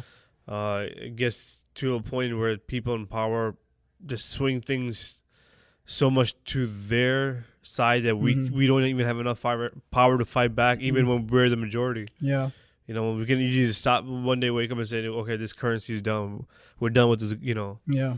We can't never do that because they control us in a way that we will never give up the rewards that they've given us. Yeah. These short-term gains that we've accepted. And exactly, I think you put it really well when you said that when you're actually signing those things, then actually when you're signing those terms, nobody reads that, right? Yeah. So it's not even like that corporation is telling you, hey, you're giving away these rights. Yeah. And it's not like it's going to be a dramatic shift. It's going to happen slowly. yes. You won't even notice it. With each update. Yeah, like it's happening right now. How slowly did we give up our rights? Yeah. Right? We had more rights maybe 30 years ago Yeah. than we do right now. So it happens slowly, and you don't even realize it until you wake up one day and you're like just part of the system. You don't even know you are, but you are. And you lost so much power, and the sad part will be just to fight. We won't be able to fight back. Yeah. Because like they're gonna make the economy in such a way that you risking not having a job, the consequences of that will be for a day or two, and that will scare you enough not to do it. Yeah. Maybe half the people And- might do it and half don't. Right. And here's a scary thought. Say Neuralink takes off, and say there's some hacking going on that you're not even aware of. How would you know the thought you're having is your thought? if it was hacked, you could be perfectly fine with the world. You wouldn't know that it's not your own thought because it's an electrical signal. Yeah. You don't know what the source of that is or how it's being triggered. It just is. That's how marketing is, though. You can, you can be thinking about whatever you're thinking about. Suddenly, you want a Mercedes Benz. You want, and then boom, you're thinking, oh my God, I want a Mercedes Benz. So, yeah, let's go buy one. And I was just, I was just thinking about how, high school or college, how consumed I've always been in technology, like the newest shit, all the time, and that it took a psychedelic trip for me to kind of back off that whole bandwagon. Yeah, I don't want to call it bandwagon, but like I'm not so obsessed with it almost like I used to be. That's how it works. Though you look in, let's say you look in a classroom. Oh man, did you see Jack got a new iPhone? Now you can do you can have this blurred background and the guy in the front is super sharp. That really cool shot that you need really good cameras, expensive cameras for. Yeah. Now his iPhone and everyone's huddled around him to see this new feature. And now you want that new feature. You want people to huddle around you. And now I'm going to go buy this new iPhone just because of this camera that I never use. I bought this phone off marketing. Oh, the camera's so amazing. Such a good phone. Yeah. I don't take pictures, I realized. And on the surface, we're just looking at it that we're getting new and exciting technology. You're better than people. But what if, let's look at a dystopic view of that again. If you could just sit back and look at the earth and just look at the way technology is working. Yeah. And if you could see the future, what if it leads to just us becoming slaves, controlled? Yeah. And that this whole idea with us merging with the machines, which sounds exciting, is going to be our death. So not in that the robots kill us, but in the sense that we completely give our individuality away. Right. So, your earlier question was why are we, we were always constantly just going into technology and stuff. And as you were talking, explaining all that stuff, I was just seeing a visual of, just life, as soon as it comes to existence, it wants to jump into more information and, just keep it surviving. So I think the way our human beings are, that we understand, through natural selection, the more you know about your, not sometimes an accident, but the more information you have where you can change the way your color of your body is, your survival and so forth. Technology is that, we're jumping into technology because life itself is trying to gain more of it so it can continue surviving. And I think that's the direction that we're life would no matter where it exists will go to that same direction. Where technology, where information, where progression is, life just jumps that way because it wants to survive and life keep moving assimilates forward. That's why life comes into us. Let's say when I guess when my parents, since we're second generation, came to America from Pakistan, wherever, and you can't do the same shit you did back in Pakistan. You gotta assimilate, get with their culture, their norms. You're not outside spitting pawn on the streets. People are like, what the hell is wrong with you? It's just not here. And it's always like that. Individuality is not a good thing. We want everyone to be in groups. We want everything to be under one flag. And, the whole thing with, when you were talking about the universe thing, it kind of gave me this visual that the universe, when it was born, if you imagine that it was like a godlike being during its birth, where it was singular. So it had all the control over itself. And then it became a million, billion different pieces. And now it's just trying to come back to that one piece and get that control back. Yeah, it's like they're just splashes, just shooting, trying to get back to where... Into the egg. Yeah. And that's all through information. Once you understand, the laws of nature, you change it and you survive, you push forward, you create gravity, you turn into this, you turn into planets, you turn into... the universe, you turn to a planet, and now it's just a sequence that keeps repeating itself everywhere. And the more it does the going upwards effect, it's also going downwards. Each direction. I only have two hands, so in infinite direction. The farther it survives into the universe. So that's just us, the seed of the first life that came into the oceans that found a way to evolve and get out of the ocean and walk and turn to us. Yeah. It was just a series of things that were going towards that way, and subconsciously they were doing it accidentally. But life itself, life is alive. You know what I mean? Yeah. Yeah, and then life, the universe isn't that intelligent if you think about it. When it began, it's this whole gigantic trial and error process and it's had billions of years to correct itself and make it work. I mean, give so somebody it's not that amazing, billion, is it? It's not that great. It's not that intelligent. That whole idea of intelligent design, it's not intelligent at all. Speak for yourself. Trial and error. I like the idea or the discussion about individuality. I think Jordan Peterson said it on a podcast. He was talking about kids. He's like, kids, when you put them in school and they meet other kids, that's when they finally start losing their individuality. Wow, that's a good point. Mm-hmm. You know what I mean? Like absolutely. Layla right now is basically an individual. For the most part, obviously she was influenced by your environment. Yeah. But as soon as whatever environment you created clashes now, when she goes to school with other environments, some will be more dominant, and those traits will be basically shared amongst the group more. But wouldn't that work the same way with parenting? Let's say Musha has her own, individuality, things that she's into, then Ellie's into something. You're still fighting. Does she want to play with princesses, maybe, or no matter things what. like that, or learn about yell out Mercury and Mars, which is adorable, by the way. So you and your wife came from two different environments, but since she lives with you, I guess your environment is way more dominant. Yeah. But I guess that's what all marriages are, though. And then one environment, I think, is mostly for the most part always more dominant. Yeah, and you're right. No matter what, like he said, whether she's homeschooled or goes to school, she will lose her individuality in ways. And that's what happens to all kids, and whatever. That's what it is about being the most popular or the least popular. Because you could say the most popular kids, their traits are basically... They're the most assimilated. Yeah, they're more accepted and people replicate them more. Mm-hmm. Yeah. Yeah, that's right. Shit. That's We're all crazy. replicants. Yeah, so we're all replicating some idea. Or something obviously, or something. Yeah, exactly. That's they're also replicating, though. So there's no individuals. Yeah, but they must have replicated from their environment, So they're not. Some kids though are replicating. You're right, but they're not replicating from. Let's say it's all kids. Yeah, they were the first, meaning that they probably got it from their home or maybe outside of the group. Right, but the group seems to follow what they think is most popular. Donald Trump. So they're essentially they're replicating the traits they need to get laid. Yeah, for the most part, But except when you're a kid, I mean, I guess that's when it's a bit weird. Yeah, when you're a kid though, you're not at that. You're trying to get thinking about. But you're trying to get accepted. Girls, though. You're trying to get accepted. Yeah, you're trying to get accepted more in the group, but it's not for sex though. Yeah, it's just to be liked.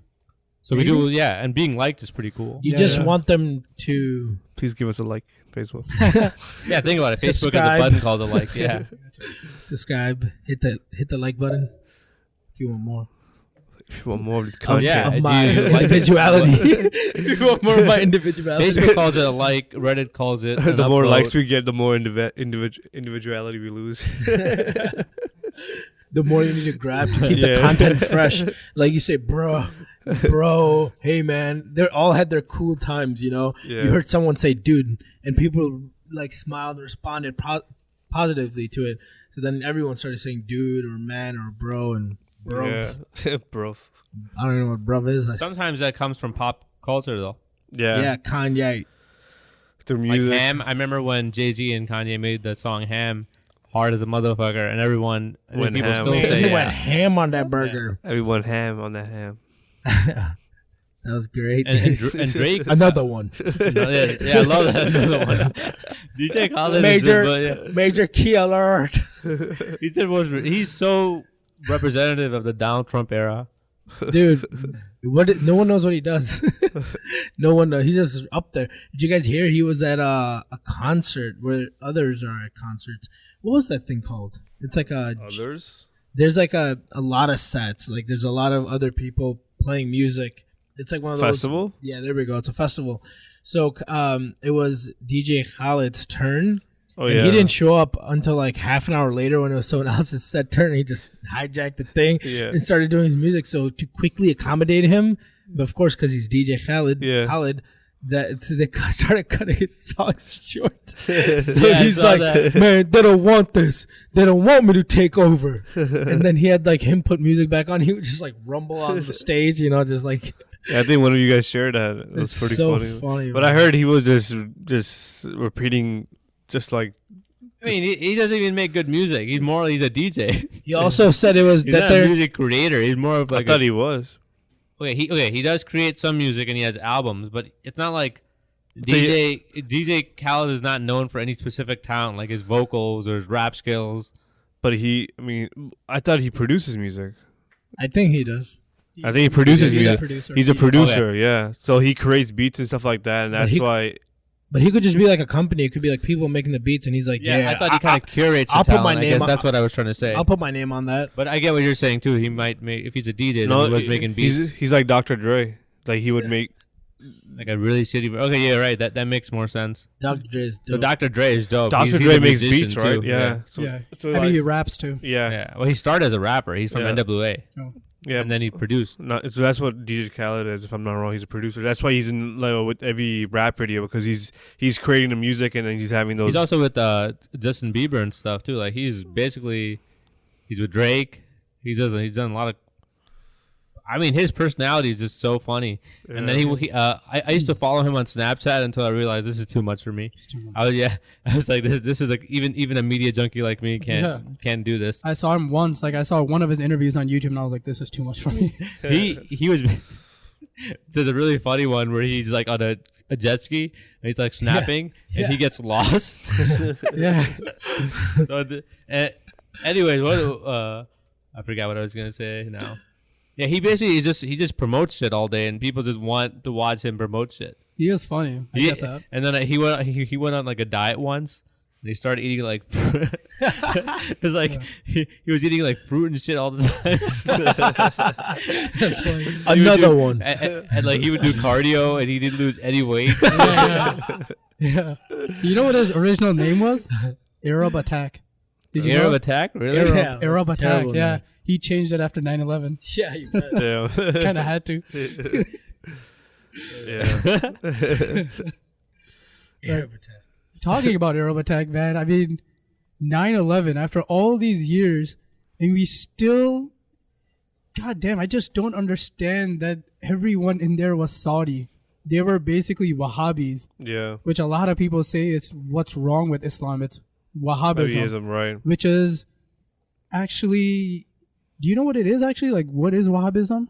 They say it's a Salafi brand of Islam, and it's just a very strict interpretation. And You just take it by the word. It's not even that. They say that even if you challenge them, they're just kind of crazy motherfuckers that don't. Oh yeah, that's right. They Yeah. think that they just know it all. Yeah, so I think the distinction is that Islam at that point, when Wahhabism came into being, at that point you would read a line in the Quran and you were allowed to use your reason to understand the interpretation until Wahhabism came and said that this is the interpretation and it cannot be changed. So they, like you said, they have this one narrow-minded approach and nothing can change or deviate from it. It's like their idea was more dominant, and that's what it is now.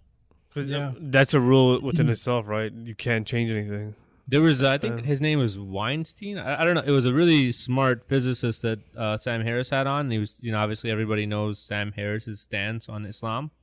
So Sam Harris actually kind of has a weird fondness for the people that actually follow the book by the strict interpretation. There's a weird thing about him actually, because he kind of respects that they're not BSing themselves, because they're going for the truth in a weird way. But the guy was saying that these people who think that you have to go by the strict interpretation of the book, why can't you say the same thing about the inspiration of the book? Do you get what I'm saying? Mm-hmm. Like, for example, how the book was, like I always say that I think Islam was a progressive religion, but now people have taken it to be such a static thing that why can't you go by the inspiration that it was progressive? Why can't that supersede your idea of the strict interpretation? Yes, that's a good point, and I don't get it. What is a strict interpretation? Isn't that still... I mean, how do you get that unless you were with, the prophet, and you heard from his mouth exactly what he meant by every single word? Otherwise, it is an interpretation no matter what. Yeah.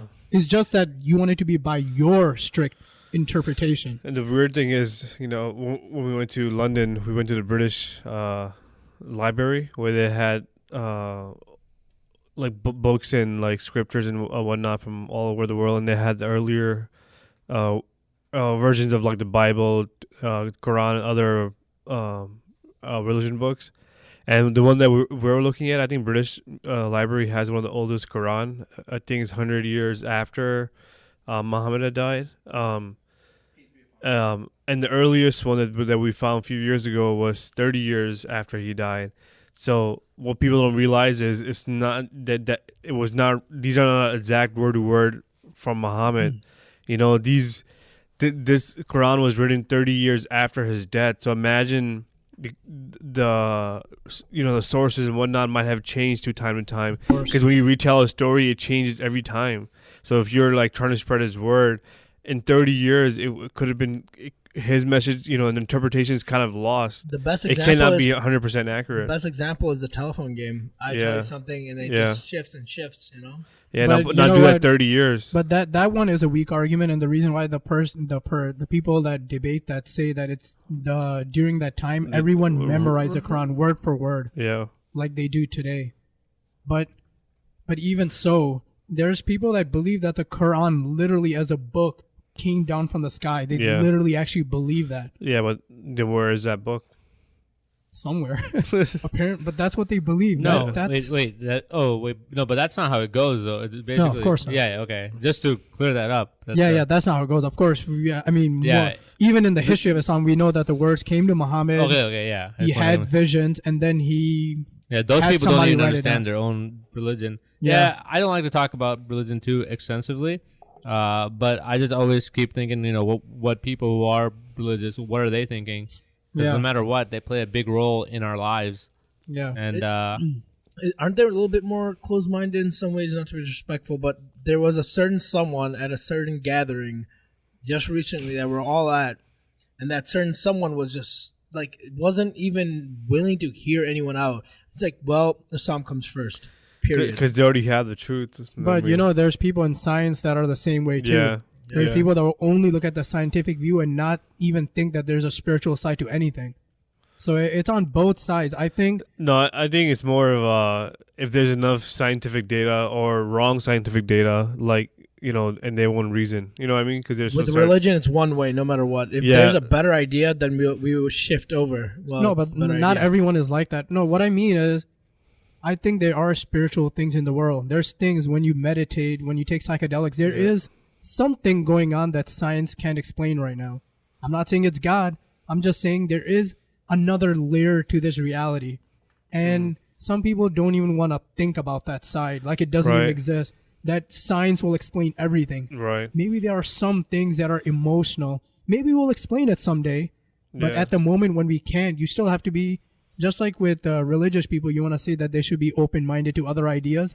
Yeah. We should also be open-minded to other ideas. Of course. Because I guess, there's a quote by, who's the woman who wrote the Harry Potter books? What's her name again? J.K. Rowling. Yeah, J.K. Rowling. So she says the most highest level of intelligence is keeping two opposing ideas at the same time. Right. And being able to reason with both of them and still be functional. The only dangerous part of that is if you do it to extend where the spirit, if you tap into that spirituality and overtake science, right? So no longer are you pursuing, like Isaac Newton. Like there was when we went to, where did I see it? Well, like he there was a part of a problem that he was trying to solve, and he got to a point. Again, we talked about this one in the last podcast too. He got to a point where he couldn't understand how to. The problem got so complicated to solve that he said it has to be, God has to be involved. So he walked away. Yeah. And then some other person came 100 years later and solved it within a week. Because he didn't have that constraint. Yeah, because he didn't have that. He wasn't tied to spirituality. So I mean, it is good, but you don't want to tilt it to a level where that takes over of reality and truth. You know, right. you Absolutely. You get to a point where you just say, "Oh, it has to be God," and you walk away. Yeah. Or it has to be a spiritual thing. We can't explain it. We have to walk away. Yeah. Though at the same time, when I think about that person who said it, that he was super intelligent, he figured all these things out. That stuff took time, right? Yeah. So I feel like he got to a point, and he's like, "All right, you know what? My brain is fried. There has to be a point where you burn out. But you've done so much. No, I agree with you, but I'm saying." What if he just used that as a point, like, all right, I'm done with this. Yeah, but let somebody else take care of it. He continued to work after that. Oh, did he? Yeah. All right, so that's been debunked live. Live on the podcast. Debunking. Breaking news, debunk. Jesus got debunked. Here we go, guys. Our debunked segment. Go ahead, Z. But anyway, I've really gotten back into watching conspiracy theories again. So interesting, man. The most entertaining stuff. There's a channel. Actually, I got not that kind of crazy stuff. Like with this one, it has a lot of proof, and they linked stuff up. Yeah, or at They least have I links. think. They have links, so it's true. they have neural links. But there's this one really trippy documentary, which is about the secret history of Antarctica. Is that how you say it? Antarctica. Antarctica. Antarctica. What are you doing? So What are you doing? So that whole place is, first of all, 1.5 times the size of the United States. And during the World War II, everyone wanted to have a base there, but no one talked about it. Yeah. Germany, the US, everyone had a base. And there's some newspaper clippings where people that had bases there talked about tropical areas in the Arctic. Damn. But we don't know nothing about it. Today we think it's just frozen, but Yeah. But people go to Antarctica. so you're allowed, if you're super rich, you can get to the edges, but it's 1.5 times the size of the United States. So I just get what going you're around saying. the edge or getting a flyover is nothing. There's so much to explore, but you're not allowed to. Apparently, Well, can you fly over it though? I think that's also like sectioned off, like where you can fly over. Like you can't just fly. I gotta research on this some more. Yeah. So the current idea is that after World War II, nobody left. Like all the bases are still there, and people talk about the most crazy science, which is off the books, is done there. Damn. Like things that you cannot do over here because no 'Cause one's the- watching. You can 'cause just the- do whatever you want. Yeah, because of laws. Yeah, no one's there. It's Yeah. not. It's not controlled by anyone. Yeah, so that's like the dark science Damn, area, that's so and they cool. have this huge space. Damn. Do whatever the hell they want. Nobody comes there. Nobody cares. Yeah. There's no law there. Nope. You can do human experiments. Who knows what they're doing? There's no police there to Yeah. police you. Yeah. It's too expensive to even Yeah. go out there to stop you. Or even find you, yet alone. You can just be hidden so easily. You know, Yeah. it's such a vast place. Right. And if you look at some Google images, you can actually do that yourself and look at the Google satellite images and go over the Arctic. You'll find a lot of places that are just blurred out. Are you serious? Yeah. So you can actually go there right now and look at it, and you'll see blurred out places on the map. Why are they blurred out? I don't know. I guess they're bases, military bases or something. So it's like top secret. Or maybe a spot in the world is just blurry. That makes sense. There's potholes. It's pixelated. Yeah. Information is in there. It's like, How crazy would that be? oh yeah, information actually isn't there. That's why it's blurry. That's exactly why. It's been taken out. Yeah. So now it's random. Yeah. Now it's quantum mechanics. Oh man. But, It would be, literally. but quantum mechanics is the most magical thing in the world right now. The most magical things are things we cannot understand, and they just blow Just your shatter mind. your mind. We have no idea yet what the hell's going on. Yeah. It's We like random. not knowing. We like that feeling. You know what really amazes me more than the fact that we know about quantum mechanics, or that the fact that they can actually use the stuff that like they show in the World Science Festival documentary. That's They can insane. actually make practical applications of that. Like they're trying to make a quantum computer. Yeah. Like this is so all that theory stuff is actually not just theory, because they know the probability of when it will become Yes. a one or a nothing. I guess they can actually make computers that are faster somehow and in states of superposition. It's just, Right. It's one thing to know it. One thing, and when the fact that they apply it really blows my mind. But that's the most insane part, that they can apply it, but they don't, like, they know it works, but they don't know why it works. Yeah, so it's not like scientists are just talking shit and then coming up with Yeah. these theories. Yeah. They're actually, again, producing and making Yeah. predictions, like you said way earlier, Right. about these things. Yeah. Aren't most of the greatest inventions were like made in NASA?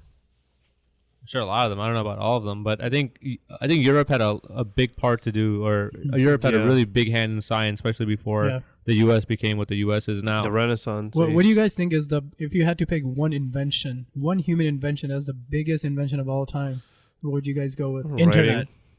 You think Writing. internet? Writing. Internet. I was thinking, or The to wheel. go even farther than writing, language maybe? Language in itself? Yeah, language probably, because communication. Well, Yeah. yeah. So No, that's why I I say think- internet connects everyone at once. But no, I think language would.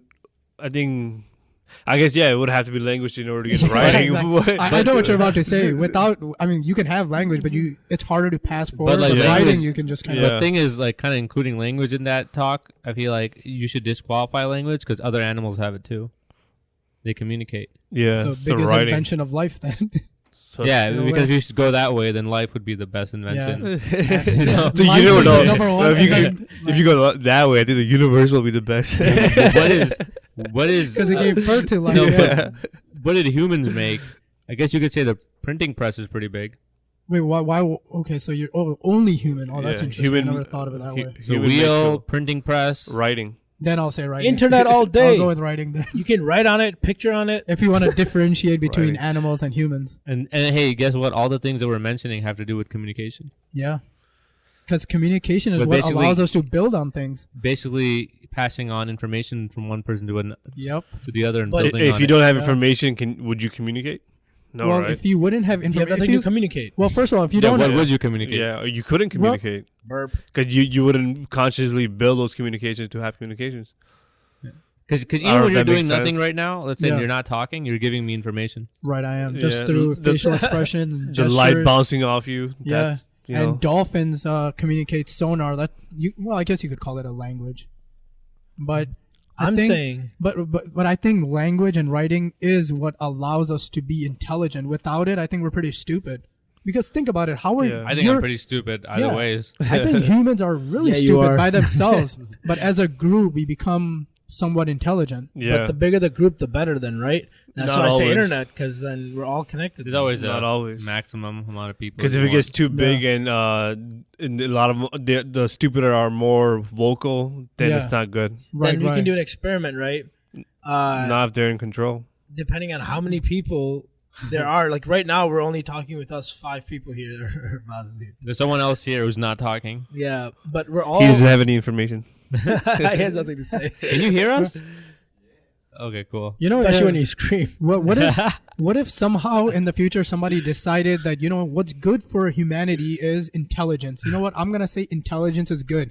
I'm gonna kill everyone that's stupid in the world. So we only breed super intelligent beings. Yeah. That's good. Is that morally good? No. But Because the didn't we? dumb should have a chance as well. But didn't we talk about complexity being the best thing? Yeah. Isn't that what gets us there the fastest? I think freedom is the most important thing. Really, above complexity. So No, I think I mean not No, like. I'm just I talking feel like about. I feel like yeah. they're two different things. No, I'm doing that Shantram thing that we talked about. Oh yeah, I mean complexity is what happens. I feel. What happens? So, but he also goes to say in a way that you can kind of look at good and bad as being, is this thing helping life go towards complexity? And if it is, then that's good. That's how we differentiate it between good and evil, or good and bad. Yeah. Well, no, I think he said if everyone did it, would it take us towards complexity? Yes. If everyone didn't do it, would it, or something like that? Right. I mean, it's good when you look at it from that far perspective, but when you zoom into individuals, I think it is. But we always It's zoom not- out. I thought you were all about the universal Yeah. perspective. Yeah, I am. So why do we choose a universal perspective for so many things, but now No. because we're killing people, it's morally wrong? Yeah, it's weird, isn't it? it breaks it's a down tough the one. quantum level. Because it goes to what he was saying. The most important thing is freedom at the end of the day. Like, in order for anything to work and survive, the first idea has to be that no matter at what cost, you and I are equal people, and Yeah, you know, yeah. I'm not gonna kill you, and you shouldn't kill me. I trust you the way you trust me. But that's not universal anymore, is yeah. it? That's not a universal perspective. The Now that's universe- a human perspective. Yeah, the universe doesn't care if you are nice or not nice. It's as whatever you can do to survive, you win. So the people that are willing. So then, which view would you prefer then? Because remember, before we Yeah. talked about going towards machines. Just do it, Yeah. because that's gonna lead to a species better Yeah. than us that can go further. That's But tough. now, then why do we look at the cosmic perspective for something like that? Yeah. But now you're looking at the human perspective. No. Yeah, I think it's got to be a combination of both, right? But like we talked about a lot, you know, like, and once you get so aware, you become more aware than the laws of nature than themselves. Even the laws of nature allow you to be this evil or crude to go, because there's obviously a bigger reward at it, right? So it's at what sacrifice are you willing to go get that reward, you know? And I think being self-aware makes you understand there's a moral aspect to it more than anything, and that's beating nature. Now you're, you know, you're morally more moral than nature itself, and that's a lot. And those are the rules that are written within it, so you're still following it. But I think it's tough, you know. So then I guess we gotta say that if we're gonna look at it from that point of view, then human life is above everything else. Yeah, because Right. without any human life, none of this probably doesn't even exist. Or you know, you can start from you. If I don't exist, none of this exists. So then should we be hesitant with that whole artificial intelligence thing? Not just because it looks good on the surface, because it, if you want to look at it from a human point of view, that could easily be our end. So, I mean, if you, no, yeah, it's a lot, now, damn it. So now we're saying is we know, like, I know if this, starting from simple as this planet is not going to survive forever, right? We can be here for 4 billion years, but this planet is going to die eventually. Yeah. Our physical bodies are not made for interstellar space travel. We just cannot do it. So are we willing to not let life pursue forward in space by saying that we will stay in this state because that, becoming AI is, morally wrong because we'll lose our individuality, but whoever gets to control it can probably pursue that question. But you're killing all of us in a way too. Yeah. We're killing all of us. So do we want to lose? So like if we stay on Earth, we don't go anywhere. This life and potential of this intelligent being to understand the universe itself will be gone, and that could be probably the only shot the universe had. We could be the only intelligent life, So it all depends. Obviously, when you think about it, everyone thinks for themselves. So that's a stupid concept. Why? I don't give a shit if I'm not here. What does it matter anyway, right?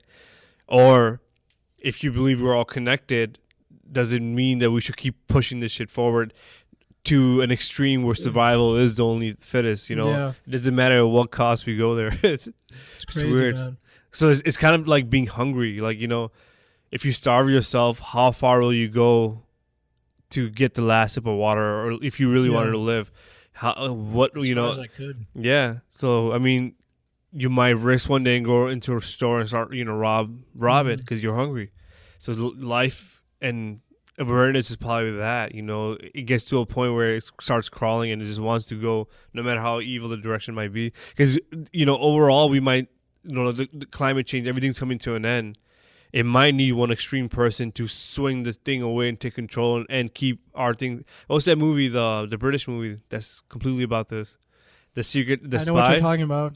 Yeah, it was Samuel Jackson. Yeah. So he gives that free app for music, but he wants to kill off people because they're gonna eventually end us all, So he's doing the good or good. He's in his perspective, he's saving the world. Yeah. It's a battle of two perspectives. Yeah. What movie is this? I forgot the name. The Book of Eli? No. Part 2's coming out. This is kind of like a funny movie too. Agents of something like that. Shit, Part 2's coming out. Yeah. Can't wait. No idea. I remember the scene, but I don't remember. Yeah. But that movie was amazing because it had a really good concept. I mean, what Samuel Jackson was doing in his mind was the right thing to save the planet Earth, and that was killing off billions of people. So the uses of resources will go down, and maybe So there was an overpopulation angle in that. Yeah, climate change and all that stuff. Yes. So there's too many people. We can't afford feeding everyone. Resources are not there. We're just killing the Earth. So I read another interesting short story that kind of goes along with that idea, and it's like a society that's overpopulated, and they have to decide who to get rid of. Like, who do you kill? Like, there's a time every year that people are killed, like mass killings. Yeah. They're murdered. And the way they decide is that the most important thing to them is intelligence. So everyone takes a test. Yeah. And people that get the lowest score are just killed. God damn. And the society that must be frightening, dude. Yeah, and the society just accepts it. It's not a big deal. It's become the norm. Yeah. Life isn't that important at that point of view because there's so much of it. Yeah. Shit. There's another movie that kind of has the same idea. To control the population, there's something called The Purge. And people just come out. There's no laws or rules anymore. And people just start killing each other. So mass murdering for one whole So instead of getting together and uniting, it always goes to vandalizing, killing, harassing, so between raping. Those two points of views, I'll take that test instead. At least you're getting intelligence. Over here is just whoever has the weapons and it's just barbaric. It's like animals. In a way, isn't that who's more intelligent too? Who sets up? How about you get to a point where the whole society is like Einstein because they want to survive, but your Einstein's not good enough, you get to die. Yeah, that would be crazy. Hold on, to go back to that thing, I don't think necessarily that will be the most intelligent people that will survive because it could also get into like who has the fastest reflexes, who has the DNA that just allows them to survive and react quickly in nature when somebody's coming after you. that doesn't necessarily I mean just the got intelligence that will lead to figuring out the quantum mechanics. That's a different intelligence. I completely agree. You are so right. I do love the concept of the Purge though. You know, it's one of those. You know, that it's not a great movie, but You're being recorded. But just the idea of it is really cool. Yeah. Not like we should do it cool. Yeah. it's just a cool. You know? It's a good movie. It's a good movie though. No, but the part I like is like how they show the rich people, how they are like just in their own worlds and they can't really be attacked. Right? Yeah, I mean they can get purged, but they're still protected. Oh, yeah. And then basically all the poor people are the ones that get killed. Holy shit. Well, there was a Rick and Morty thing with that, yeah, wasn't exactly. there? So the Rick and Morty episode actually based it off the movie Purge. So and then they flipped it because at the end they get all the rich people and just kill them. They're like, this is what it's really like. They get into their high tower or wherever they're all sitting. Yeah, I forgot how it ended, but that was a good episode. They end up killing all the rich people. Remember that? They get to the tower. So Rick and his friend Morty. And they had that one other girl with them. Yeah, there's a girl. Yeah, so once they join teams, whatever, they give them a technology to go kill the rich people. Yeah, that was pretty. Yeah. Now I remember. That was pretty smart. The rich people have all the power, and then they're like, hey, you know, we need to get rid of some people. You just do the purge, but they're away from the purge. Yeah. Exactly, and that's the point of the movie too, because the movies, I guess, go into the politics of it too, and I find that part interesting. They say that murder is almost like it's so low in these societies because people have that one day. Yeah. So. Right. This is, and I just really love how there's like groups of people that actually try to help people too. Yeah. You know. Yeah. Damn, it's like the Jew thing. It's like the real life. What? What real life? It's like the whole Jewish extermination, Holocaust. Yeah. I couldn't think of the word Holocaust. You sure you went to school? I feel like the Holocaust was one of the things that I learned most about. You were the first to die. I was homeschooled, never learned.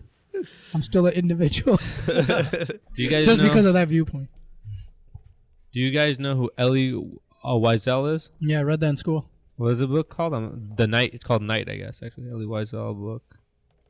Man, I remember that being a really good book. Dude, it was crazy to read it as a kid. Yeah. And I remember that there's a scene in that book where he describes being at the concentration camp. He's a kid, and the officers hang somebody.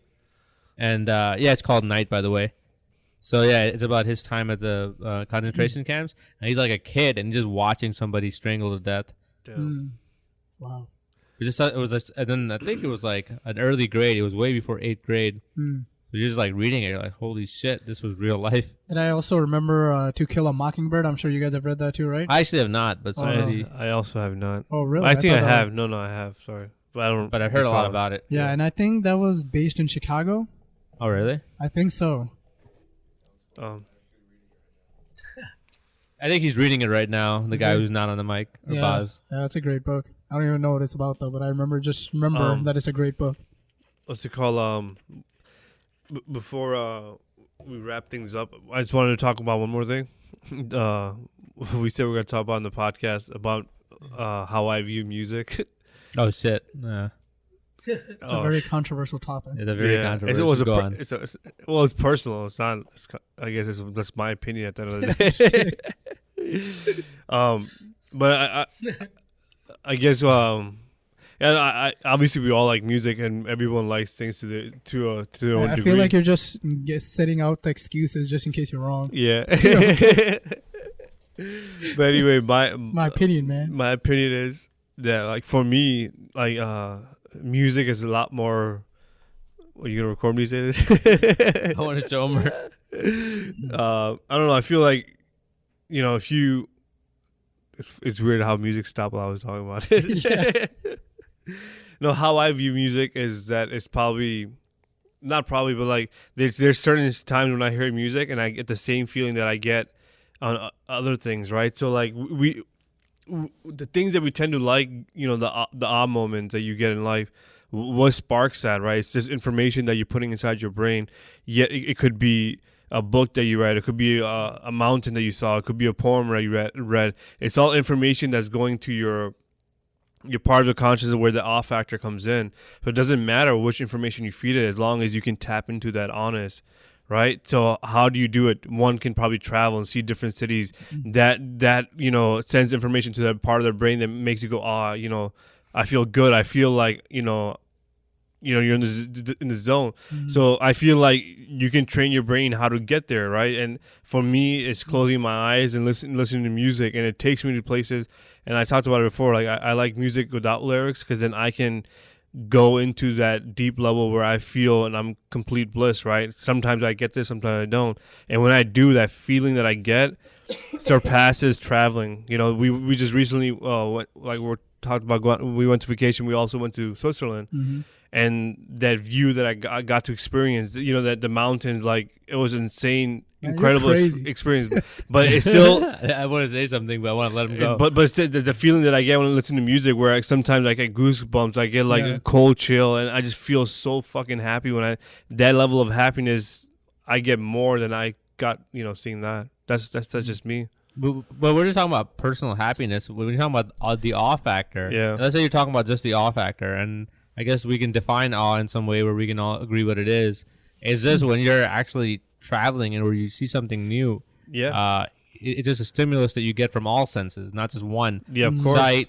What you're basically saying is basically... It could be taste. It's all your five senses. Yeah. Oh, I don't taste... I guess food too, but food can taste is usually... I know, but the way I see it is when I'm on a mountain, like normally, and I'm not tasting anything usually. But I feel like part of that is what society is kind of fed to us too. So we play to that. I know you might say you don't, but I feel like we play to that narrative as well. So I think travel's a commodity nowadays. The thing is, everyone wants to show off where they traveled. Yeah, when you travel, you're also saying, "Hey, I worked for this. I paid for this." So you force yourself to like that situation as well. Even subconsciously, we're doing it. Even we justify all this. I'm on vacations. Okay, you expect something in return.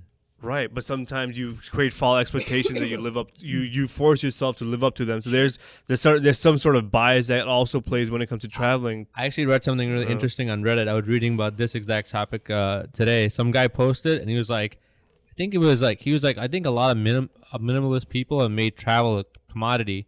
So it's like the new thing to have instead of buying like technology or buying things. Now it's like traveling and the experiences nowadays. It's all about showing them off for people. But like when you went to the mountain, like what did you feel? Like anytime you travel or whatever you're doing that you really like, also process what's happening to your brain. Then I think you can equally compare which feeling you like better versus the other. Traveling and seeing that mountain was amazing experience. Right. I'm not regretting I did it, but all I'm saying is that I feel that level of honest I get more in music and closing my eyes. Right. So I think it's easier to quantify things, but when you compare the quality of an experience, it's much more difficult to say what's better than the other, because it gets way too subjective. Subjective at the end of the day. So when you say something is better, you just mean that for me, better for you. So for me, I'm not thinking of if we were to compare, but it's also not the same. There's two different things. One is an opinion, and one is kind of the part where you go, it's the same, and it goes same for you. But if you just say it's the same, that is inaccurate. Anything can be. Yeah, it could be. Obviously, if you get to a nitty gritty, it won't be equally the same. You could say staring at a wall is the same for me, and at the end of the day, I can only say so much, to you. But at the same time, there has to be some reality that we live in that doing like really unique things that are out of your zone of your normal programming are way different than looking at a wall. But absolutely. So when he says that the experience of music, which I feel like might relate to a boom trip, right? You're talking about a psychedelic trip. No, he's talking about just. You're just talking about music. Yeah. But even on a psychedelic trip, it's that's something else. No, but even on a psychedelic trip, it would be like on a god level, where the music is just slowed down. Below music, though. Huh? Below music. Are you saying music is the best experience you can imagine? Can you find happiness in music the same way that you did when your a daughter was born? So I can tell you that I've felt more on the music part than when your daughter was born. Yeah, because again, that's interesting. Just music. Yeah, there's been Sure, you didn't take anything. And the thing is, like, I have to be honest with myself, right? I could either lie in front of anyone and say, no, of course that experience was the best, but no, I'm not gonna lie. That experience was amazing, but there's parts. Okay, it can't be the same. That's what I'm saying. I'm not saying it's the same. I'm saying that part for me was better. When am I? I'm not saying. Because remember, our discussion was about the sameness of it. We're not saying. Okay. So that's what I'm confused about. Hold on one second. That's what saying. It was the same as so sameness of it for you. Just your opinion of the birth of your daughter, or let's say the other happiest moment that you have with your daughter, the best moment, is the same. I don't even know why you spend so much time with her then, to be honest. It's the same as you get if you're just listening to music, in your meditative state in music. Yeah. Okay, so what I'm thinking of is... It looks like a lawyer who just won his case or something. I think that's nuts. No, hold on. So the birth of your daughter, your wife was going through something. That stimulus right there. You're in a hospital room. That's my view, but right? He's trying to be honest, right? I'm not trying to lie. So if he's being honest and he's saying that music is the best experience he can imagine, or he thinks he's had... Not imagine, not all the time, but I'm saying... It is funny. No, it is what you said, because... But I've got to applaud his honesty, too, at the same time. No, but go back to that part. You said is the best you can imagine, because that's what I thought you just said. Okay, so then here's the other side. If you are saying that you think it's the best experience in your opinion, and you're admitting that it's your subjective opinion... Of course. So doesn't that also mean that it's just different? Not exactly better to you, but that doesn't mean it's better overall, for our relationship, probably you're saying. I mean, you can't say to Shaz that music is better than psychedelic trip, for instance. No, I can only say from my experience, I prefer that. If you should try it. If it works for you, so it's not better than really. It's just different overall. If you look at it overall, but then you can say that about everything. Yeah, right? but okay, let's put literally everything. No, but let's put it this way. Do you think that a lot of people share this view, or do you think you have some weird connection with music that allows you to do this? I don't think a lot of people share that view. So 99 out of 100 people, maybe 999 out of 1,000 people. I'm definitely weird, dude. But I mean, because for me, all I have to do is close my eyes and listen to what the process is happening, right?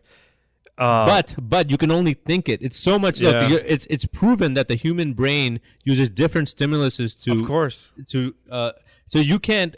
Okay. Even a freaking Buddhist monk, I don't think can imagine something the same way as a stimulus. Let's say the smell of the fresh air, or whatever's happening in the environment, or looking down and seeing 10,000 feet below you that you could die any second now. So the way I see it is, overall, of course, there's different senses that create a feeling, but overall, feeling is the feeling, right? And just like how your conscious is conscious, but so many things make up your consciousness. Well, so I'm talking about the overall feeling. I'm not saying, of course, it's not the same. But then you don't even compare it to traveling. You just say everything is the same. Well, you say all feeling is the same. Then forget the travel part. Not the same. I'm saying, what do you enjoy the most? What makes me happy? What makes me at a complaint? Oh man, this is the fucking greatest feeling ever. Now what I'm doing is, I'm just gonna believe that you're being honest because you said you're being honest. Okay. So now what I'm thinking about is, so feelings are chemicals, right? Right. So are you predisposed for some way to appreciate music more than anything else? Probably. Yeah. So then that's not even in your control in a way. Yeah, of course. I mean, there's no free will. I mean, we can go back there. Anyway, so what happens is when I listen to music and I close my eyes, I see the birth of time and everything. That's the only thing I constantly fucking visioned. Yeah. And when I go there, I just had it. Yeah, when I always see that, I'm always seeing the birth of myself. I'm seeing just my conscious alone. I go to a state where I am the, we talk about the universe, where my thought is the universe, and that it just puts me to complete bliss. And that feeling that I get is the highest level of all that I get. Obviously on psychedelics, I can multiply that by times 100, so without psychedelics, that's how I get there, to a fraction. And when my daughter was born, it was an amazing experience. I was scared, I was happy, I was sad. It was all these crazy emotion roller coasters because your life is changing for the better. Obviously, we also are led to say that this is the best experience I ever had. Yeah. It is the best. It is one of the best experiences I ever had. But you do say that. Okay, it doesn't have to be the birth of your daughter, but any experience with your daughter, you can imagine the same thing. So you're saying that you can get the same feelings because. So when that was happening, there was also an emotional response that was happening, right? Right. So when you're in this meditative state and you're giving that input that gives you the awe, are you also reaching the same emotional states? Because I'm guessing, if I had a daughter right now, or not right now, but if I had a daughter, I would think that almost would like bring me to tears. Yeah. So that happens with you and music too. I didn't cry. No. No, I'm just saying. I guess the emotional response that the input gives. So you know, everything we see is just input, right? At the same time, and then our bodies are going to give some kind of output to that. If it could be emotion or whatever. I'm really aware of my thought process too. Like every time I'm hanging out with my daughter, I'm seeing it from like a cosmic perspective a lot of the times. And also, you know, because that makes me appreciate the moment even more. Just appreciating every second, the way our hair moves from her, you know, from our face. I'm just monitoring every small aspect of it, and because I'm weird like that, and like I live in those moments, and that's an amazing level of awe on its own. But obviously, when I close my eyes, I guess, and listen to music, I get to focus on it more, right? So when I'm playing with her, I'm also trying to make sure I'm keeping her safe. She's alive. She's not going to hurt herself. Right. So it doesn't let you go into that deeper state of awe that you would get by closing your eyes. So that, I think that moment is amazing and magical. But I guess that's what the answer would be. When I close my eyes, I'm able to concentrate on the awe more. But where I'm there with her, I am doing it. But I'm also worried about her taking care, you know, of her, make sure she's not falling down, running after her. So that kind of like doesn't let you get to that complete state that. So this is my case for why travel is better, actually. So this is No, just like overall for people, like in general. Like I think it would be better for them than just I mean, I'm saying it as a prescription. Like I think it would be good. Because remember, you said you're an aberration, right? So So my point is that like what happens when you travel or do something to put yourself out of your comfort zone, it doesn't have to be through traveling. It's just traveling's a good way that we've all like established to do it. Is you get out of that programming that you're normally in, and just like psychedelics, something like that, you get to see yourself from a different point of view. You actually learn about yourself, but at the same time you're learning about yourself. You're also learning about new environments, which give you new ideas and new ways to think. Right. And I think that the part where you can, like the feeling part, that's so subjective. You can't really talk about it. But can you create new? You're talking about new inputs though. Yeah. For example, can you create a guy that you met randomly at like a convenience store in, I don't know, Hawaii, and you and him had this most amazing conversation ever, but he was just a random person in a random place. You know what I mean? So you're creating new kinds of stimulus and input so that you normally would never. That's why I'm just saying that's why I like the idea of traveling. Right. Though you can also just travel locally too. You don't have to go really far away. Right. And you can explore. You can always be in like an explorer. Yeah, and I agree with you that the reason why traveling is incredible is because you are like a package of all your experiences. Mm-hmm. So when you're traveling, you have new experiences. You're exposed to new ideas, but you can also do that on a psychedelic trip. Right. Yeah. So that's there is way some different. overlap. That's way different. But I was just talking about the music part. So, psychedelic trip, you could definitely. Right, I figured out the answer. The one thing with Ali is that he said that he thinks that thought that he has is weird, and that most people don't think that way. Right. But then on the same token, like you were saying, that people are supposed to say things. Right. You know, you're supposed to say this is this and this is that. Right. But how many people have really honestly explored their thoughts and thought about what they really feel? Not a lot of people. That'd be majority of the people. So I think the answer is this. For me, obviously, I feel if you get to this level, the music, you can save time not traveling, and you can just do this and you get the same feeling, right? But obviously, if you're talking about, not obviously, but what I think the answer is, that's my subjective view, right? But for overall, like the way you put it, for overall humanity, what is better? It would be traveling, because since a lot of the majority of people are not open-minded and closed-minded, whatever, traveling helps them get more information. More information gives you more ideas. The more you mingle different societies, cultures, and races, you become less racist, and you become so as that like progress moves forward. So travel would be the answer. But like for me, like having all that information, like now I can. I like a lot of people don't care about the universe, right? But like for me, like I feel I can close my eyes, I can travel into infinite space. Where my mind takes me is a place that I'm creating a universe within a universe. You know what I mean? But here's the thing. Yeah. You have to have a balance of both sides, because there is inner space and outer space. Right. And all those thoughts that you have on, like, say, listening to music. Yeah. All that thought that you have in inner space actually came because you were in outer space. Of course. That's because you That's travel. a really good point. Right. And the thing is that you had experiences. Not travel, it'd be just information. Could be anything. But think about it. Video. But think about it. Going on the internet and getting information about the universe, which blows your mind, is almost like traveling in outer space, because now you can go on the internet. But before, if you had to do that, you had to go outside and travel and figure that out. So it's just information then, right? Again, it comes down to the more. So now we have information available. So now we don't have to travel. We can look at those videos and close our eyes, and then boom, you're there. You know. Yeah, but you cannot have inner space without outer space. No, I so agree. you still need both, and it's just that now it's easier. I'm not saying you should cut everything off and just do this. You need to experience the universe in every way possible. You know, I'm not saying it doesn't even matter. They both are great overall. You know, you should do both if you can. Obviously, you know. Yeah. So whatever. I'm not saying pick a side and that's the only way to go.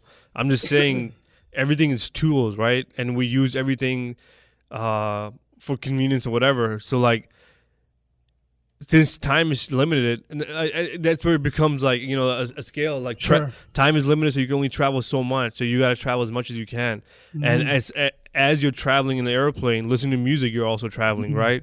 So you're complete all the time. And you know, and when you get to those levels, I think it makes you a better person, right? Because when you appreciate a moment, when you appreciate a feeling, when you appreciate an environment, you try to recreate those moments by learning from those moments and taking it, adapting your lifestyle. When you going, you know, it's just a positive domino effect to go and reach moments of awe. And I think that's the answer. I see that, but I guess from my point of view, that's why it's harder for me to say that one is better than the other. I see it more as equals, because it is a yin and yang. You need but one to have the other. Right. You can't have just one. For sure. So yeah, of course. You know, but it is different for me. I guess the first or second psychedelic trip is like probably one of the craziest things and the most memorable. I don't know if it was the best experience, but one of the most memorable. Yeah. But even above that, I would put like seeing the Grand Canyon for the first time from above is still the most mind blowing thing I've ever seen. Over that, right? I would say one of the most mind blowing things is basically something I saw in nature rather than something that I've even ever thought of. And that's subjective. So like, and I could totally see that. So I haven't experienced it yet, right? So once I get there, I can probably easily say, yeah, you guys were right. This is the best feeling overall. But what I'm saying is, I'm not saying it's the best feeling. Yeah. For me, I can't say what's better than the other. It's hard to compare experiences. Here, so try doing this. For me, they're just different. Just to now start being aware when you're doing the things you like. Be aware why you like these things, and then once you start doing that, you can measure it. So what is better? Anything that makes you happy? Is that the better experience? You'll know it. Being too happy is weird too. Huh? Being too happy is weird. Anything if too much is bad for you, you know. so you can't music is bad for you. Yeah, I mean, there's times where I have to take a break from it because like this is getting too good. I'm tired of being so happy. I'm gonna listen to some lyrics. Put some lyrics in. Yeah, I do actually. I was doing that today. I was listening to some lyrics. Yeah, like this is not as good. I don't know. Lyrics to me are like some of the most. In fact, I get the opposite feeling where the lyrics can send me in a trip like of thought that things that I never thought about before. Yeah. Like when you listen to the Kendrick Lamar album, for example, and the shit he's saying, it says, you know what I mean? Yeah, it's good stuff. And I don't know. You need both, man. I think everything needs to be balanced. But I also do. I'm not saying one or the other. Yeah. I'm saying do every experience possible. But then why every is one good better? not every experience possible. What you're really talking about is just meditation. I feel like. At the end of the day. with music. Yeah. Oh yeah. I mean, you do. So people need something to focus on. Sorry. There's like somebody out there that's gonna tell him that he's like.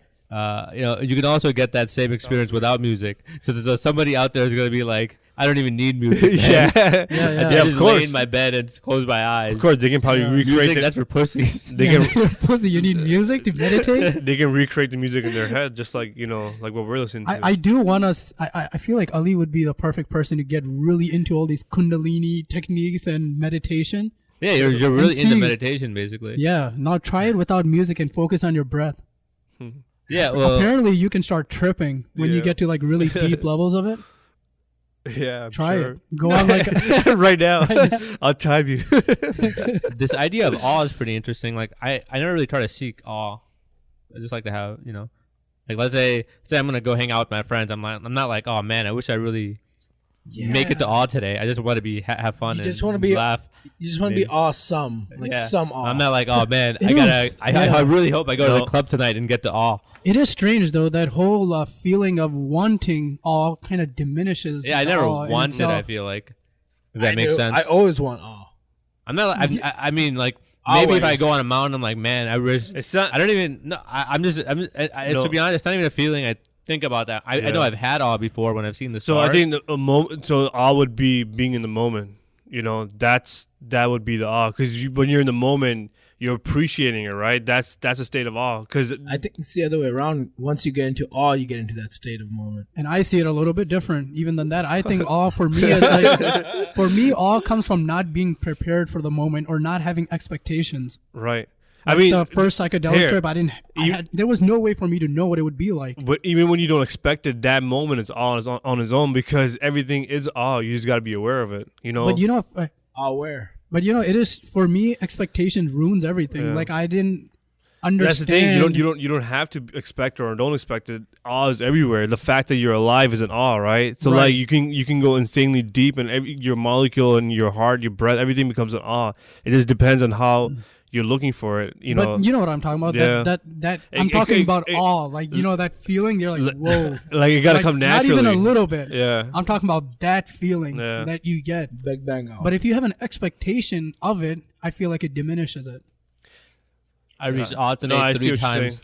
I received this conversation.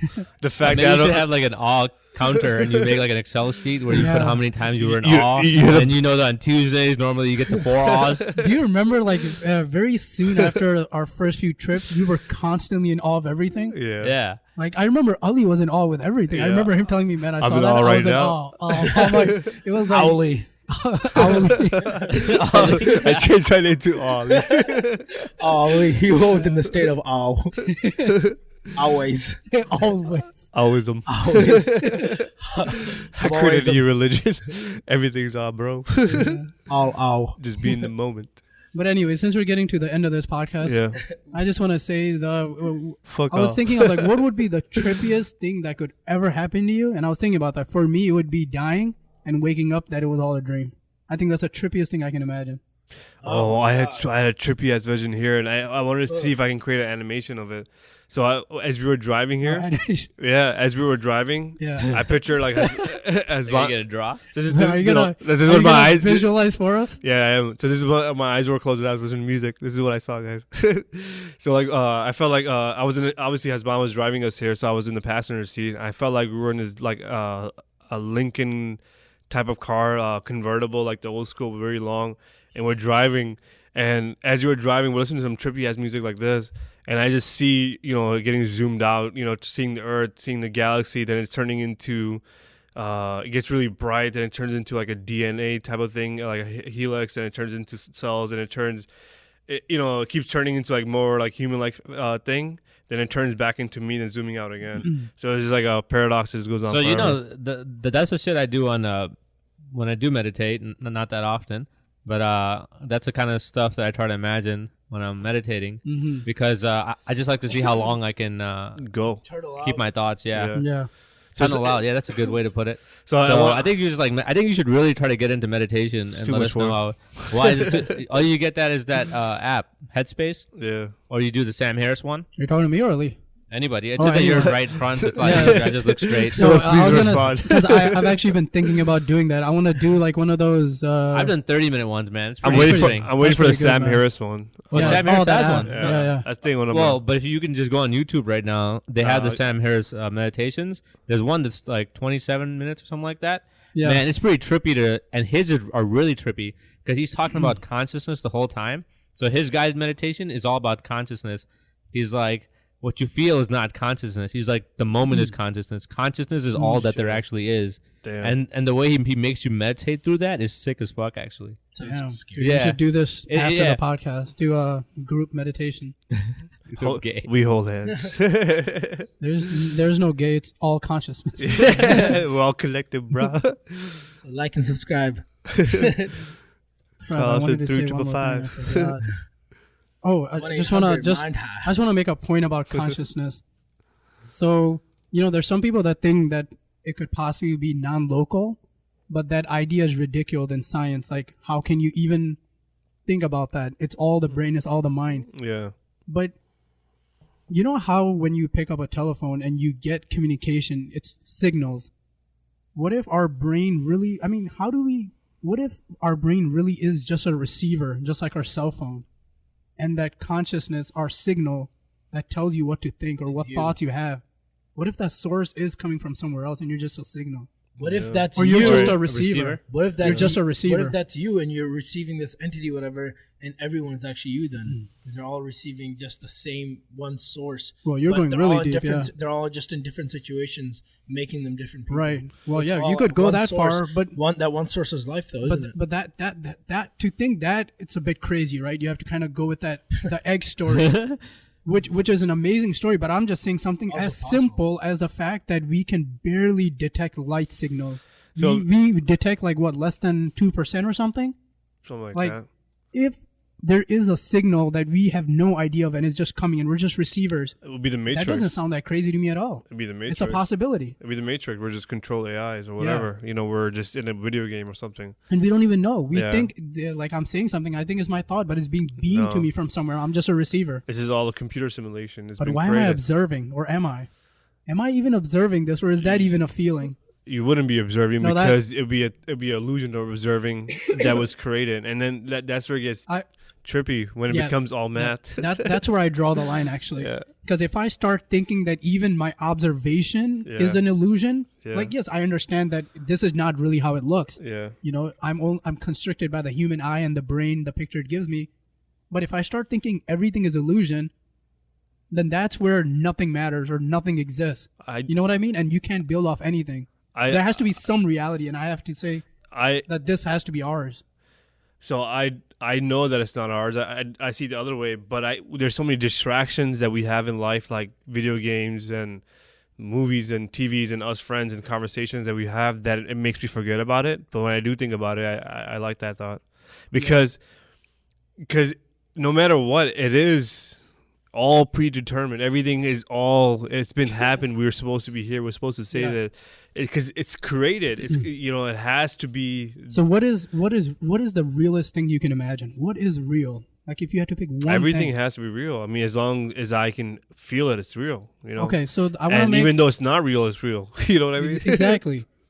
So, okay, let's say I think we agree that free will doesn't exist. Yeah. We're getting our actions from somewhere else. It's not under our control. Right. But what about our observation? You're aware. Isn't that the one truth you can believe in? That you are something.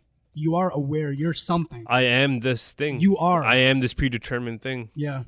That's a one truth that I think is a one truth that I can believe in. That's I don't know about I am the rest. The predetermined... What did I say? That was pretty trivial. Or not even predetermined. Even that, you have to still have some backing. But one thing you can say is you are, like I am. I think, therefore I am. You know that quote? That's one truth you can believe in. Yeah. Because you're observing this. You're here. You are something. Yeah. And now the rest of all this, who knows? Yeah. But even that something is been meant to be this, it's just meant to push forward and be this. Yeah. And the thing is, it's illusion, so we can't. Like I said, we get distracted and we forget about it. So it works in our favor. So it doesn't really matter. And who gets distracted by it? That's not even under our control. Yeah, because we're programmed to be distracted. We're not supposed to be thinking about that. Yeah, that's hilarious. So and that's what makes me think, what a trippy thing a psychedelic drug is. Yeah, that it removes you from the programming. That filter. Your brain is no longer deciding what you receive. But then who's deciding at that point? There's different layers of control. When you said... There's different layers of consciousness, right? So obviously there's your subconscious that has the inner voice. You have the inner voice. And then all these thoughts, they're just reaction at the end of the day. You're not controlling which neuron talks to another. You can't control that flow. It just chemical reaction, and your brain interprets that and creates a reality out of it. But is something in control of it behind you? No, I think it's just formulas. So it'll be just... What's behind the formulas? I'm not even saying that. I'm not trying to get towards a God. But I'm trying to say you can always keep going back. Anything you say, you can keep going behind it. Yeah. I don't know if that's a good thing, or is that just our minds just can't understand this. You know, they say circle phenomena. Yeah, so I mean, is there a fundamental place where everything stops, or just forever? Even the most fundamental things are never fundamental. Where time doesn't exist, maybe, and everything is just one. It's singular. It's one. I mean, moment. like we used to say, atom is fundamental, but then we found out it's not. Yeah. You know, it's broken down to quarks and God particle and so forth, and it breaks down to the point where we can measure it, and it becomes so small that we can no longer measure it or predict it or have some sort of formula. So it's now it's random. It's a mystery, and it's beyond us. Yeah, and you know what trips me up even more? Goddamn. You know what trips me up even more than that? That whole illusion idea that we think we're starting to understand the universe as made of atoms and made of quarks. But that's also through the human perception. Yeah. What if another alien being came and said, oh, there's nothing there. The stuff is actually there. And it's something completely different than what we think everything is made of. Yeah. Because our mind is so primitive. A possibility. Like, what if our mind is so primitive that that we were looking for something to make sense, because our mind likes to form patterns. Yeah. You know, everything it sees, it likes to form patterns so it's not chaotic, easier to understand. So what if when we look for those things, our mind just feeds us something simplified so we can at least understand something? Yeah. But then quantum mechanics. I mean, it would have to understand it, right? Otherwise, it wouldn't survive. So it's like you said, it simplifies it to its advantage in surviving. Yeah. And then the more it does that, the more it survives. And the day it stops doing that, then we're done, you know. I mean, we look at optical illusions with just shadow and light, and our brain can't even figure that out. And dude. And it has a brain failure. So when I went, after you had left London, I went to the Science Museum again. I went to this exhibit. I forgot what it's called, but this one we had to pay for. It was like $8 or £8. When I got there, they had this different like sections of parts of science that they want you to, you know, understand and engage, whatever. And it was really made in a fun way, both for, you know, adults and children. There was this one room that you go through a curtain, and it just, they have shelves, and they have a whole bunch of different objects, you know, toys, everyday uses, products that, you know, you see in a household. They have them all over the shelf. So in that room, it'll just be that, you know how we have three colors, red, blue, and green. So every 30 seconds or every 10 seconds, a color will change. So it'll be red, and they would then they would ask you everything that you see on the shelf. Try to guess what the color is. So you know, there was like you know, the kid toys that are letters. So it said the letter was written out blue in letters, and each letter was a different color. And the darkest one, I said, oh, that has to be black. When the light, so if you take your phone light and you put a flashlight on it, because now every color is hitting it, you know, because light is all condensed of all colors, rather than, you know, so when you hit it with the light, you get to see its true color.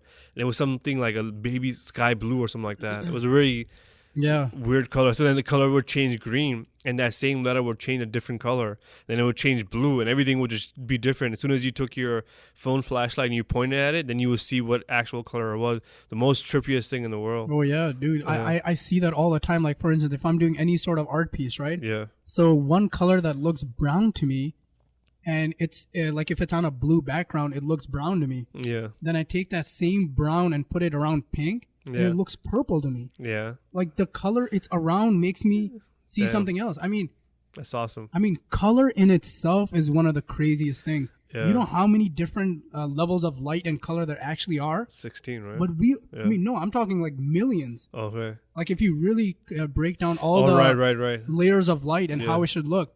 But our brain just condenses it into few colors, and that's all we can see. Yeah. Damn, yeah. Because it likes to group everything. The coolest video that you shared that shattered my mind was that magenta color. Oh my god! That like, holy shit! I forgot what it was called, but it was like something like, do you remember the title of it? Maybe I don't remember. No. But it's like some guy on a YouTube channel. Magenta doesn't exist or something like that. Explaining how colors work. And how the color magenta is completely made up. Our brain makes this color up. It doesn't even exist in reality. Right. I forgot the science behind it, but is there's the color spectrum? Yeah. I mean, you have the color spectrum exists because colors that are right next to each other, when they merge, they, you know, a yellow and a red will create orange. But magenta has to do with jump between the color spectrum. So if you mix a color at the far right versus the far left, if you mix those two together, it creates a magenta color. But in reality, those colors don't blend. Yeah, it doesn't exist. Yeah, but your eyes doesn't know what to do, or your brain doesn't know what to do. So it takes a mixture of the pinkish and or reddish, and it combines them and creates a magenta. Right, because I think our brain is kind of looking at it, and the way our brain figures out color is not by looking at it and saying this is what it is, but by saying what it's not. Yeah. So I think magenta comes because it's not blue, it's not green. What the hell is it then? It has to be a magenta. So our brain gets confused and makes a color. Yeah. That's bizarre. So crazy. And imagine what other things that it makes up throughout our days that we take that this has to be a reality. So I mean, you can take it so deep, and then you can, you know, and that's what makes me think of quantum mechanics. What are we really seeing? I mean, how much can we trust our perception? Yeah. The picture we're getting, it's so small. It's such a small window. Yeah. What would be trippy is if we're at the higher end, though. That would be something. You know what I mean? Yeah, that would be something. Though it can't be, right? It can be, but I'm saying it'd be trippy. Yeah, it would be really trippy. Like, this is what it is, guys. Yeah, this is where it gets to. Yeah, quantum mechanics is where it all breaks down and goes back to zero again. The funny thing is, it reach the end. What if quantum mechanics is where we reach the end? That's where it glitches. You're like, that's as far as we have it. There's nothing else. Yeah, where the universe could not put itself together. It just glitches. That's it. Good job. You reached the top of the mountain. Yeah. That's it. Now it's back to zero. Yeah. You got to start over. The funny thing is... The funny thing is, that explanation is and isn't, you know. Yeah. Or is. It's in or superposition. It is in superposition because we don't have all the information. It's everything. Yep, it's everything and nothing. Yeah, at the same damn time. At the same time. Because we stupid. It's time to go. Yeah. Our brains are turning into nothing. Yep. It's a nice podcast. Yeah. Good time. Good time. All the time. Yeah, now it's time to go.